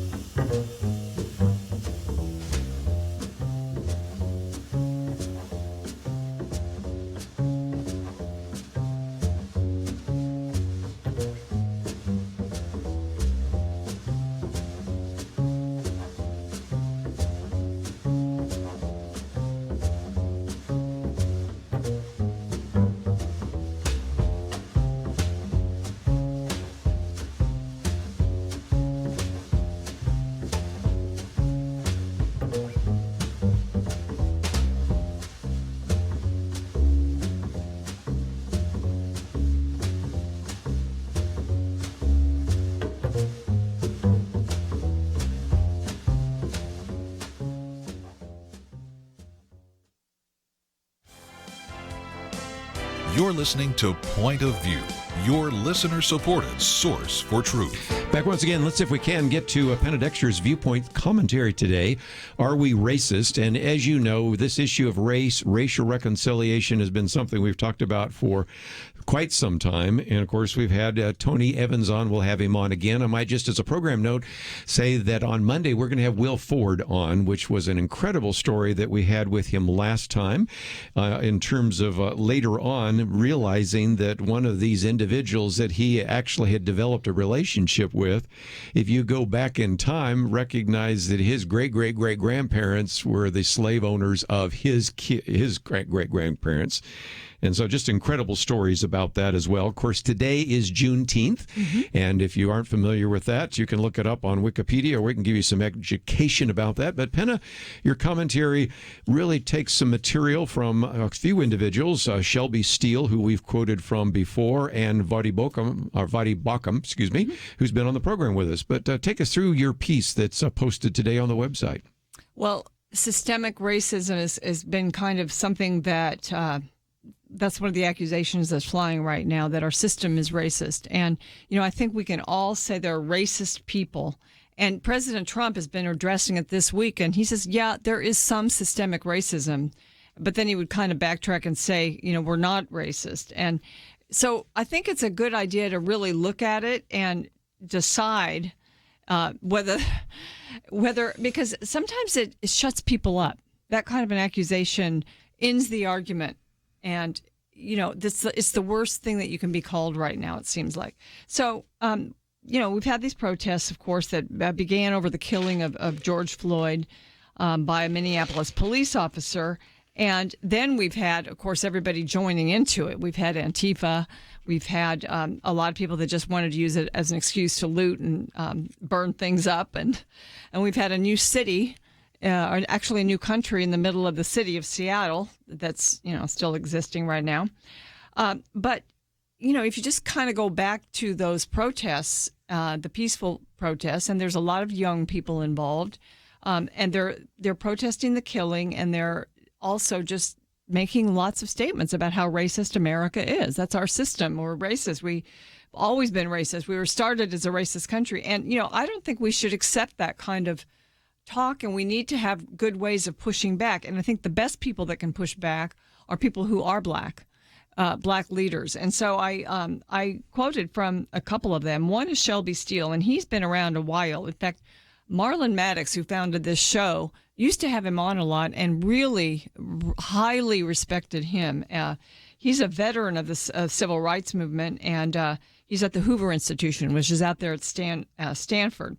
And he says that blacks have never been less oppressed than they are today. I mean, a lot of them are going to argue with that right now, but if you really look at it, how well blacks are doing, how many things we've done to protect African Americans in our laws, including the law we've discussed today, the Civil Rights Act of 1964, was really based on the plight of the blacks in America, and women were given some privileges too in there. But that was the sort of the underlying reason for it. He said he remembers growing up in the civil rights movement, and he said they had a goal, they had a plan, they knew what they wanted, equality. But right now, the goals are a little less clear. I mean, some want reparations, some just want to defund the police.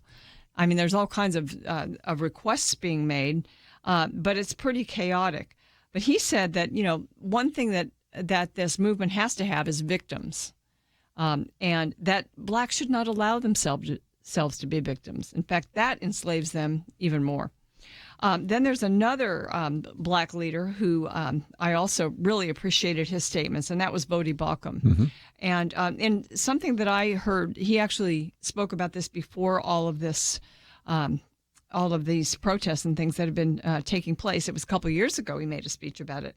He said for a person to be declared guilty of racism, somebody needs to just feel like what you meant. And he's got a whole concept about Gnosticism where he said, he just wants to debunk the idea that, I'm racist because you're racist because I feel like you are. And so, he's kind of going that direction.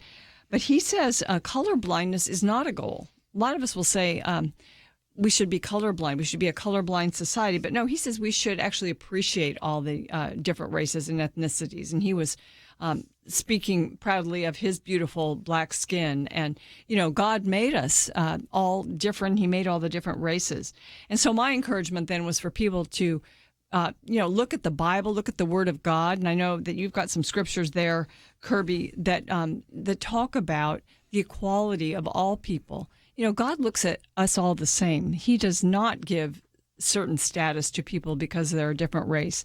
And that's the way we believers should look at it. And yet I've noticed a real problem across American churches, especially in evangelicalism, that some are buying into the Black Lives Matter movement and even encouraging that that concept. And it's very dangerous. So I think we need people speaking truth into the church, to church leaders right now, because there's a lot of confusion out there about racism. Yeah, I think one of the big things that obviously is not being talked about a lot, but there's a big difference between being for the concept of that Black Lives Matter and being for the specific group, Black Lives, and that's what gets mixed in a lot. You got anti-Semitism and a number of things connected with the group. The destruction of the nuclear family. Yeah, destruction of the nuclear family. I mean, a lot of things that are not biblical, that are anti-biblical, but that's just kind of glossed over.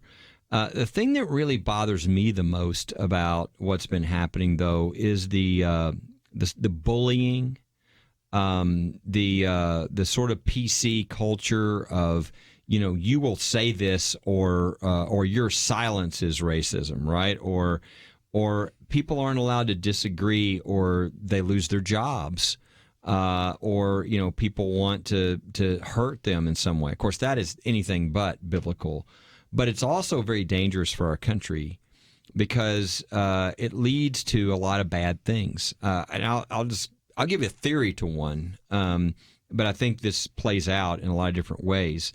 I think it leads to people being fearful, of what's going to happen next. So instead of, and some of these people are speaking out, Heather McDonald is an excellent researcher and points out that when it comes to there being systemic racism of more black victims being killed by police, that's actually not true. The data shows very clearly that there actually, are less black victims of murders, and it's only what is it, 7? I think it was 7 in a year or 8 in a year. It was a very small number, but they've been consistent through the years. It's like been following these studies since 2014, as if I'm not mistaken. Now, I don't think that necessarily means that there's not racism in the lower activities, like if you're pulled over, for being black and all these other things that are wrong. But when it comes to actually being killed, or let's just say murdered, an abusive cop situation, killing that more white people, even by the percentage of their race, are the victims. So the evidence is that you're not more likely to be killed by the officer because you're black. But I think that most black Americans probably think that right now. Mm-hmm. And so what just happened in a lot of Americans that aren't black think that's that right. now. That's right. And so what happens in Atlanta when you're drunk in your car, passed out in the Wendy's parking lot, and you're being real nice to the police officers, but then they say, look, you're intoxicated. We can't let you drive home. We're going to have to, arrest you. And they start to put the handcuffs on you. Well, you're now maybe thinking, well, they're going to kill me. And because of that, you resist arrest, you fight, you hit an officer, you pull his taser out and you point it at him, and now you're dead. And so this is the kind of thing where if you don't allow conversation and people to get at the facts and to have the marketplace of ideas work, people die. And there's a lot of fear and there's a lot of irrational actions that occurred. And I mean, what's going to happen in Atlanta? Now they've charged the police officer with murder, which is, again, as an attorney, that's a ridiculous charge. So the odds are, instead of, even if they were going to charge him, they charge him with manslaughter or something else. But charging him with murder, I mean, the odds are that he's going to get off. And then what happens after that? Well, I mean, it's like we're in this cycle of all this irrational stuff. And if we just stop the bullying and the how dare you give a different thought, and we had conversation, that's how you get to getting solutions. And I think what's most disturbing is this sort of attack on free speech and allowing people to talk to one another. We'll be right back.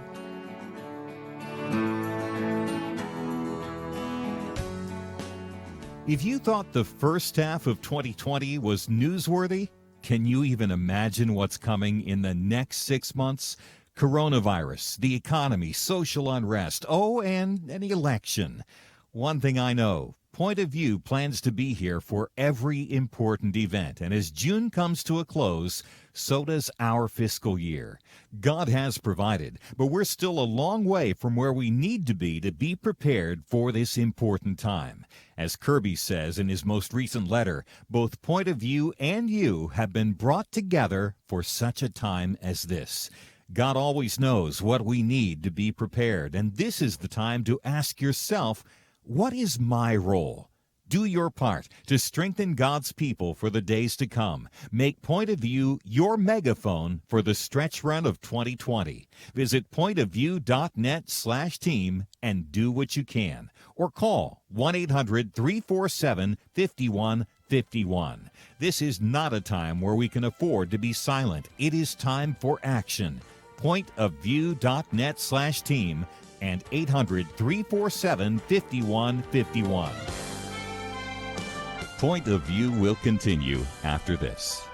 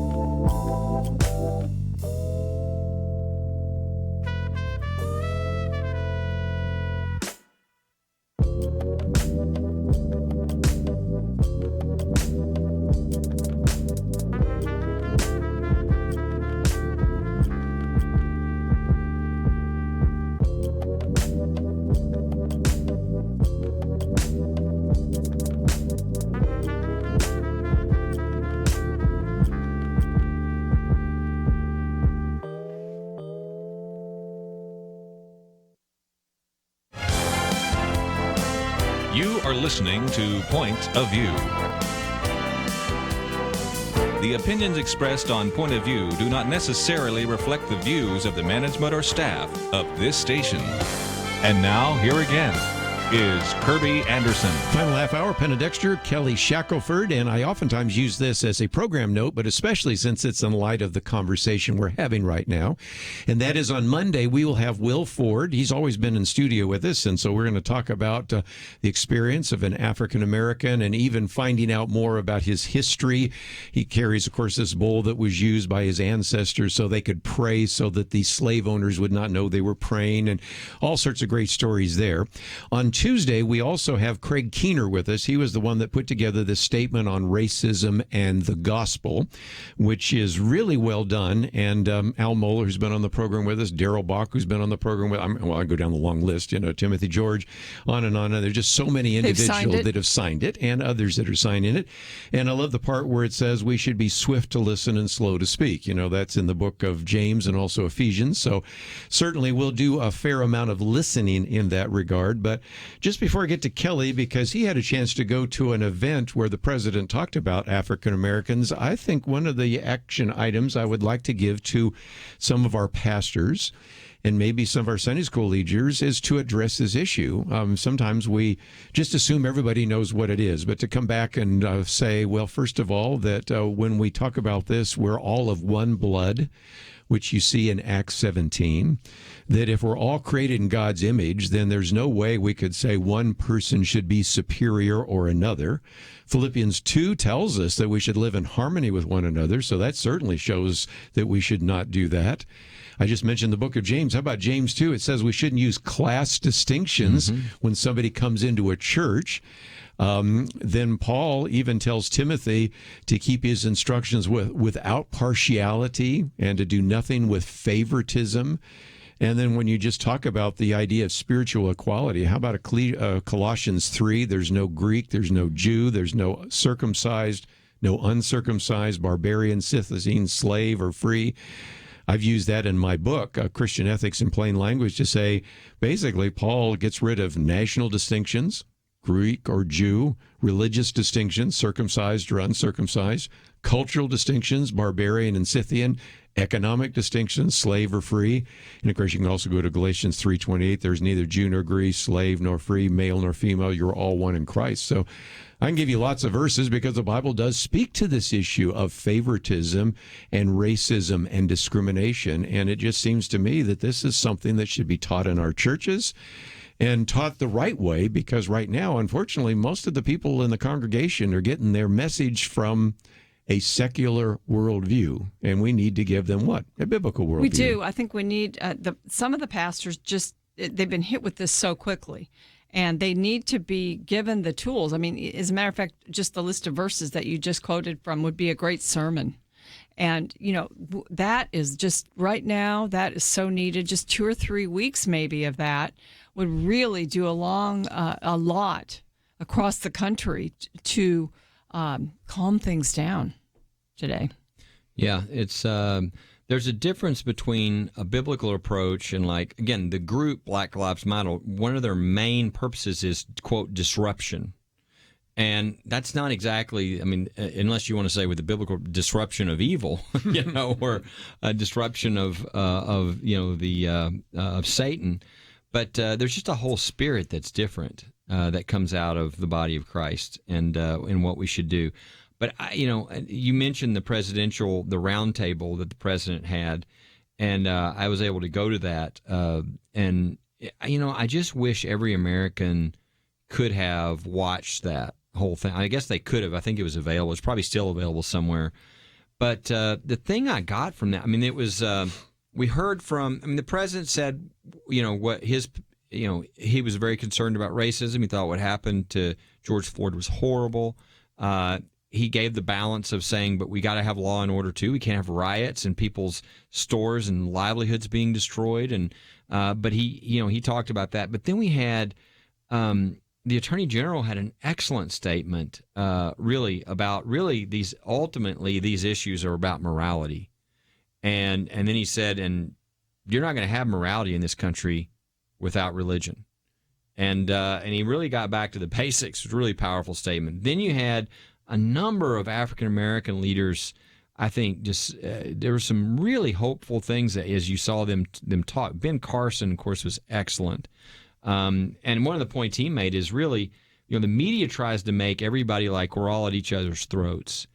And his point was we're much more unified as a country in what we want and in what we believe in. And really, you got to be careful that you not sort of be whipped into, hating your neighbor from what the media is doing.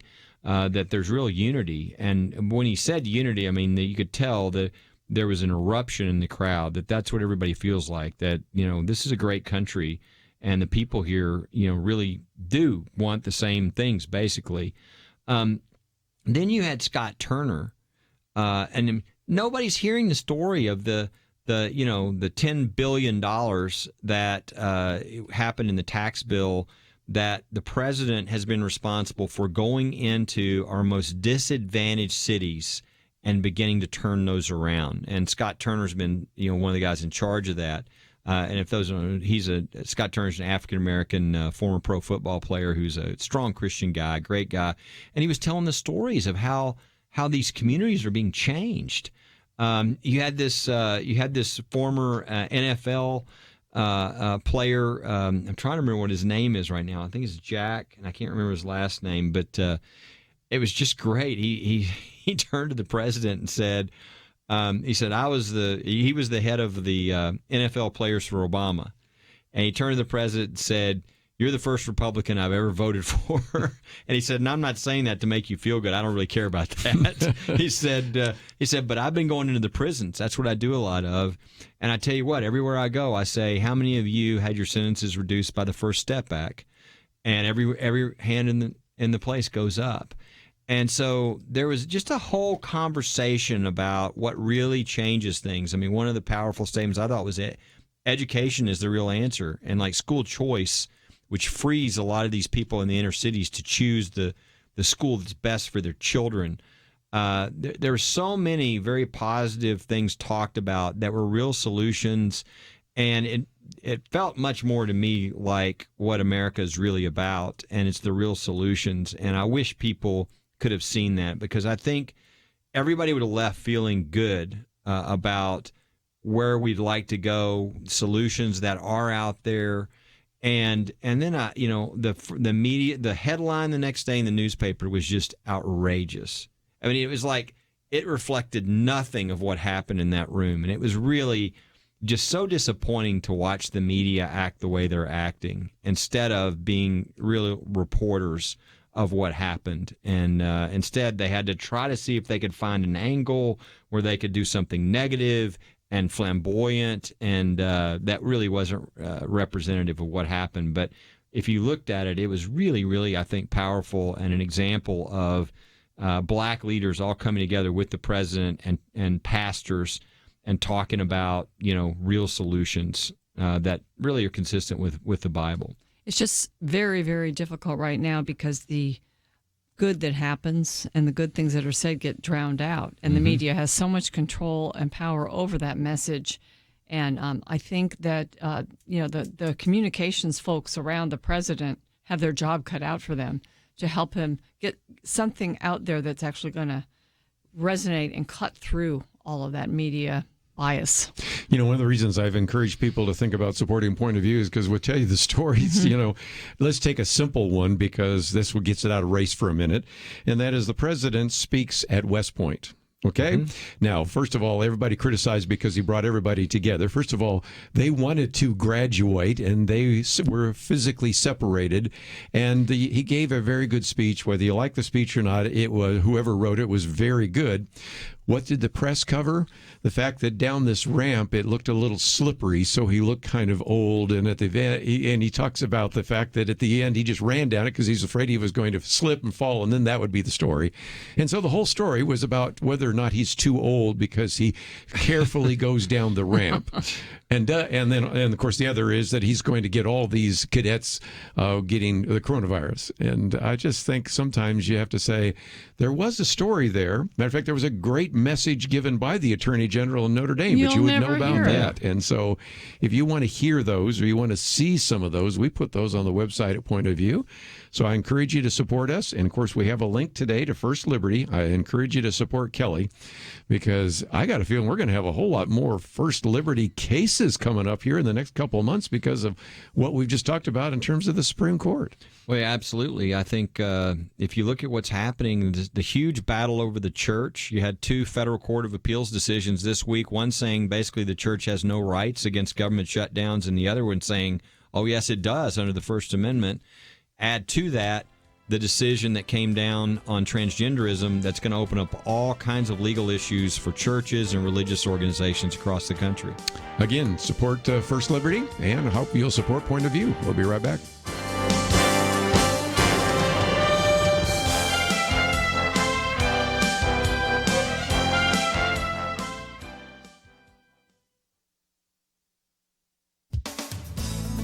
Protests over the killing of George Floyd by a Minneapolis police officer are for many participants really about attaining a leftist wish list.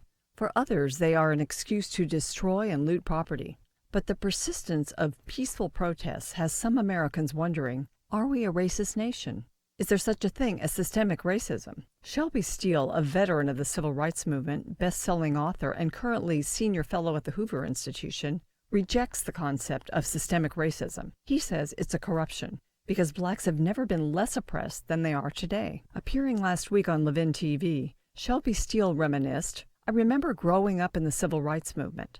Everybody knew exactly what we wanted. This insurrection, he said, just seems sort of unclear. He says if there's a problem with the system, it's that it encourages and allows minorities to be victims who are entitled. The left amplifies and expands accusations of racism.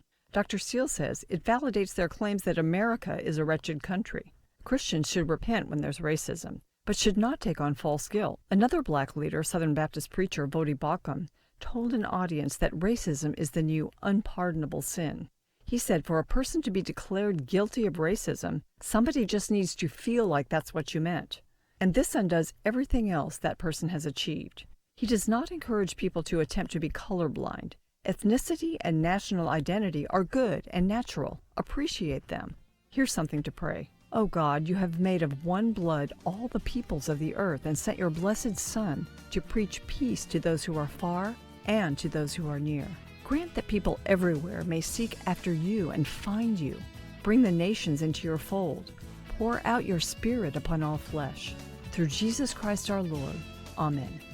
For Point of View, I'm Penna Dexter.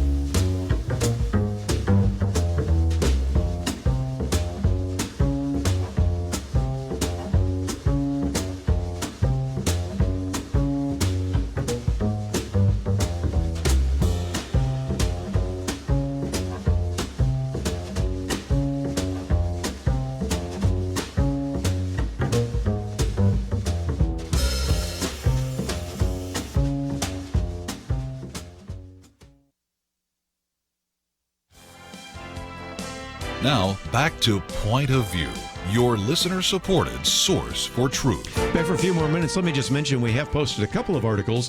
One, is there a coronavirus second wave?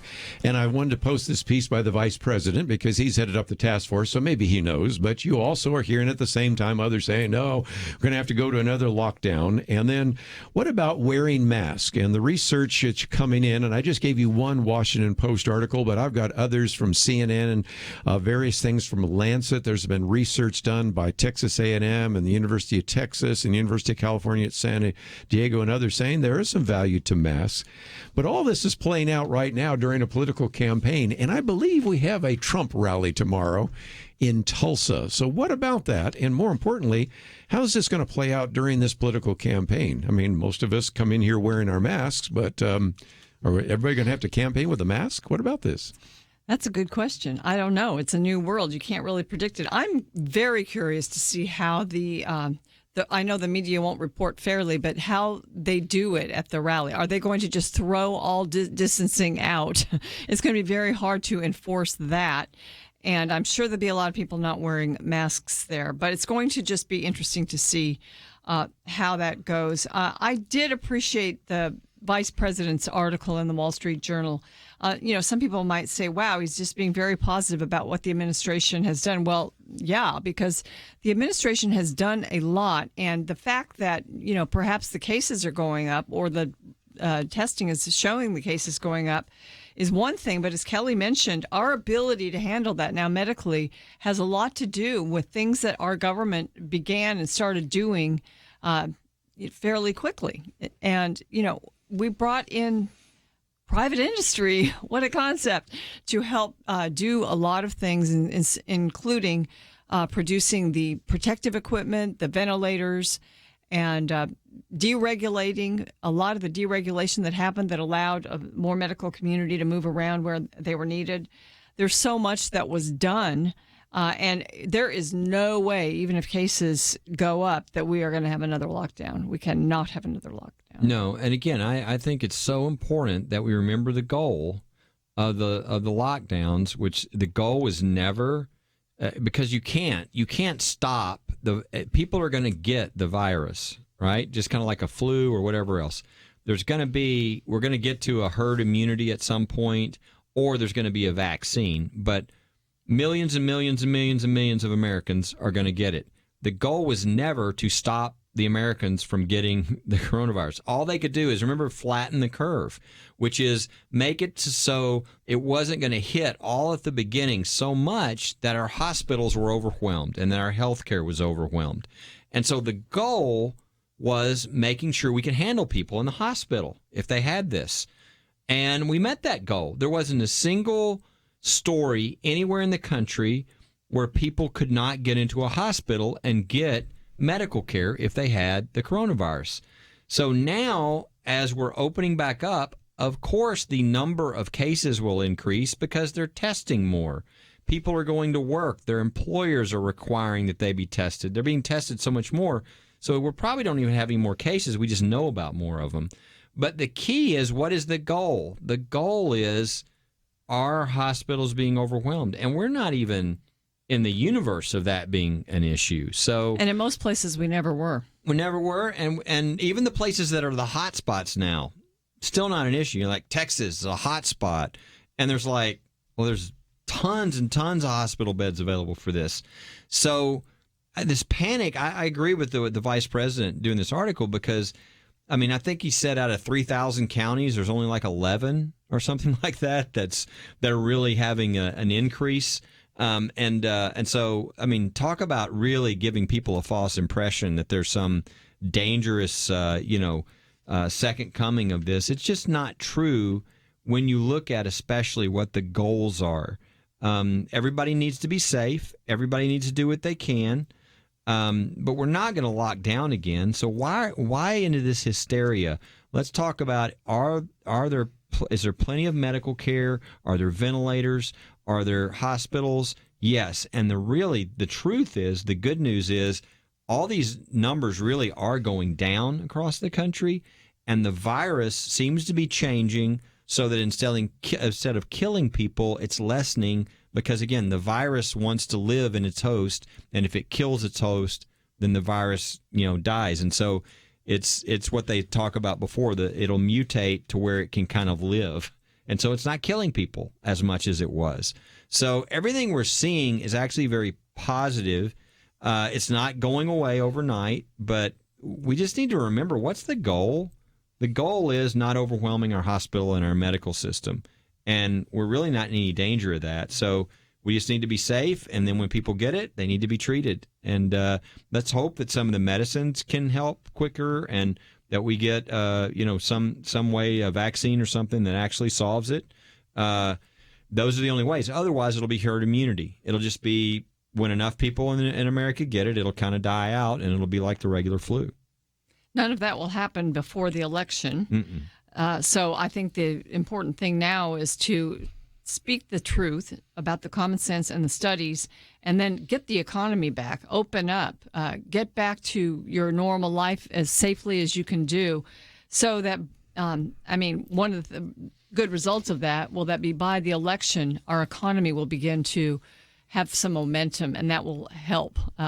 Because if we get the left in control of the country and the Senate, the White House, the future is not going to be bright. I think it'll be fascinating to watch the coverage of the Trump rallies, rally this weekend. And I think there's something about, I remember back in the original elections, they said, there's all this energy at the Trump rally. They said, yeah, but the polls show he's going to get creamed, right? And they're like, that stuff doesn't mean anything. If you look at those numbers, that's only like 10,000 people or 15,000 people. But wow, when the election occurred, you realize that says something. So what does it say when the first rally back in Tulsa, which is not a huge city, there's over 1 million people that have asked for tickets? So I think what we're going to see, I'm just predicting, we're going to see all these people express outrage that there is a rally when they had no such outrage over the protest, when people weren't even wearing masks. So I think you're going to see all this criticism, but I don't think any of it will really matter, because there'll be people watching it, and there's obviously a huge interest and a huge group that would like to come to these rallies, and I think this will be the beginning of many rallies across the country. I got a feeling, too, he's going to be selling a lot of those Trump 2020 masks there, and he may have even been using that. But again, we're coming to the end of the program. Let me just, again, as a program note, say that Will Ford will be with us on Monday. We're going to talk about the issue of race and racial reconciliation. Craig Keener on Tuesday is just one of many of our guests, so we'll be talking about the statement by these evangelicals. But go to the website here today, because we're really trying to make some sense out of this. The first article, of course, is Kelly Shackelford's story that we told earlier about this elderly blind woman. Then we have some on the coronavirus second wave, and Mike Pence giving you a viewpoint that maybe you aren't hearing right now from the mainstream media. The whole research about wearing masks, one earlier that we talked about, bad cops, bad unions, Penna's on racism. These are all important issues. And so as we come to the end of the program today, don't forget that pretty soon we're going to come to the end of our fiscal year. Yes. And so let's do a twofer. Number one, we have a link to First Liberty. I'm not asking you to support First Liberty if I don't, because we do, and Penna does. And so we encourage you to send a gift to First Liberty. They're certainly going to need that. And we at Point of View, we've done fairly well this year, but we certainly need your financial support to end in the black. And so anything you can do would be greatly appreciated. And if you go to the website, you'll see a banner that says, "For such a time as this," which is based on Esther, because we find ourselves living in a time of uncertainty, and we need to stand boldly. And we're trying to give you the best information we can, and I bet you've heard some things today that you've heard nowhere else. So that's a reason to support Point of View, and also to support First Liberty. I want to thank Andrew, Ivy, and Lisa for their help behind the scenes. Have a great weekend, and we will see you back here on Monday right here on Point of View. If you thought the first half of 2020 was newsworthy, can you even imagine what's coming in the next 6 months? Coronavirus, the economy, social unrest, and an election.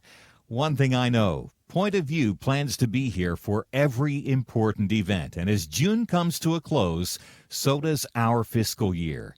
God has provided, but we're still a long way from where we need to be prepared for this important time.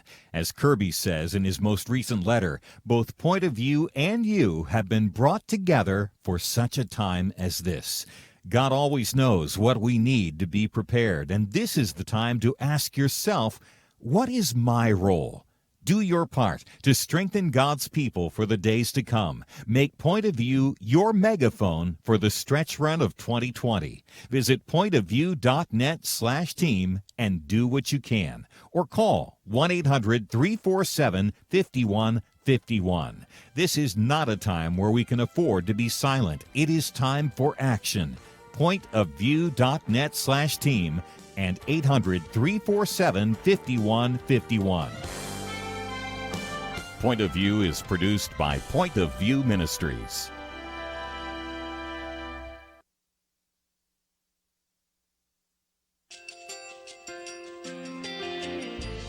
I just want to thank you so much for all the wonderful programming you have. You're just absolutely fantastic. I recently started listening to Point of View, and I really found it interesting because of the different subjects you cover. Thank you for that. I really appreciate everything that you do in keeping us informed. Thank you, Kerby, for everything that you have been doing. I appreciate all the work that you're doing, advocating for the Word of God. Thank you so much. Point of view, I think, is absolutely necessary because it's a Christian perspective, a biblical worldview perspective, and receive very current, up-to-date information about what is really going on, week to week in our culture, which is changing so rapidly, and yet it's morally sliding backwards. Yeah, I'm just, first of all, I thank you guys. Y'all's program is wonderful, and enjoy it every day. I learn so much every time I listen to it. Point of View Radio Talk Show.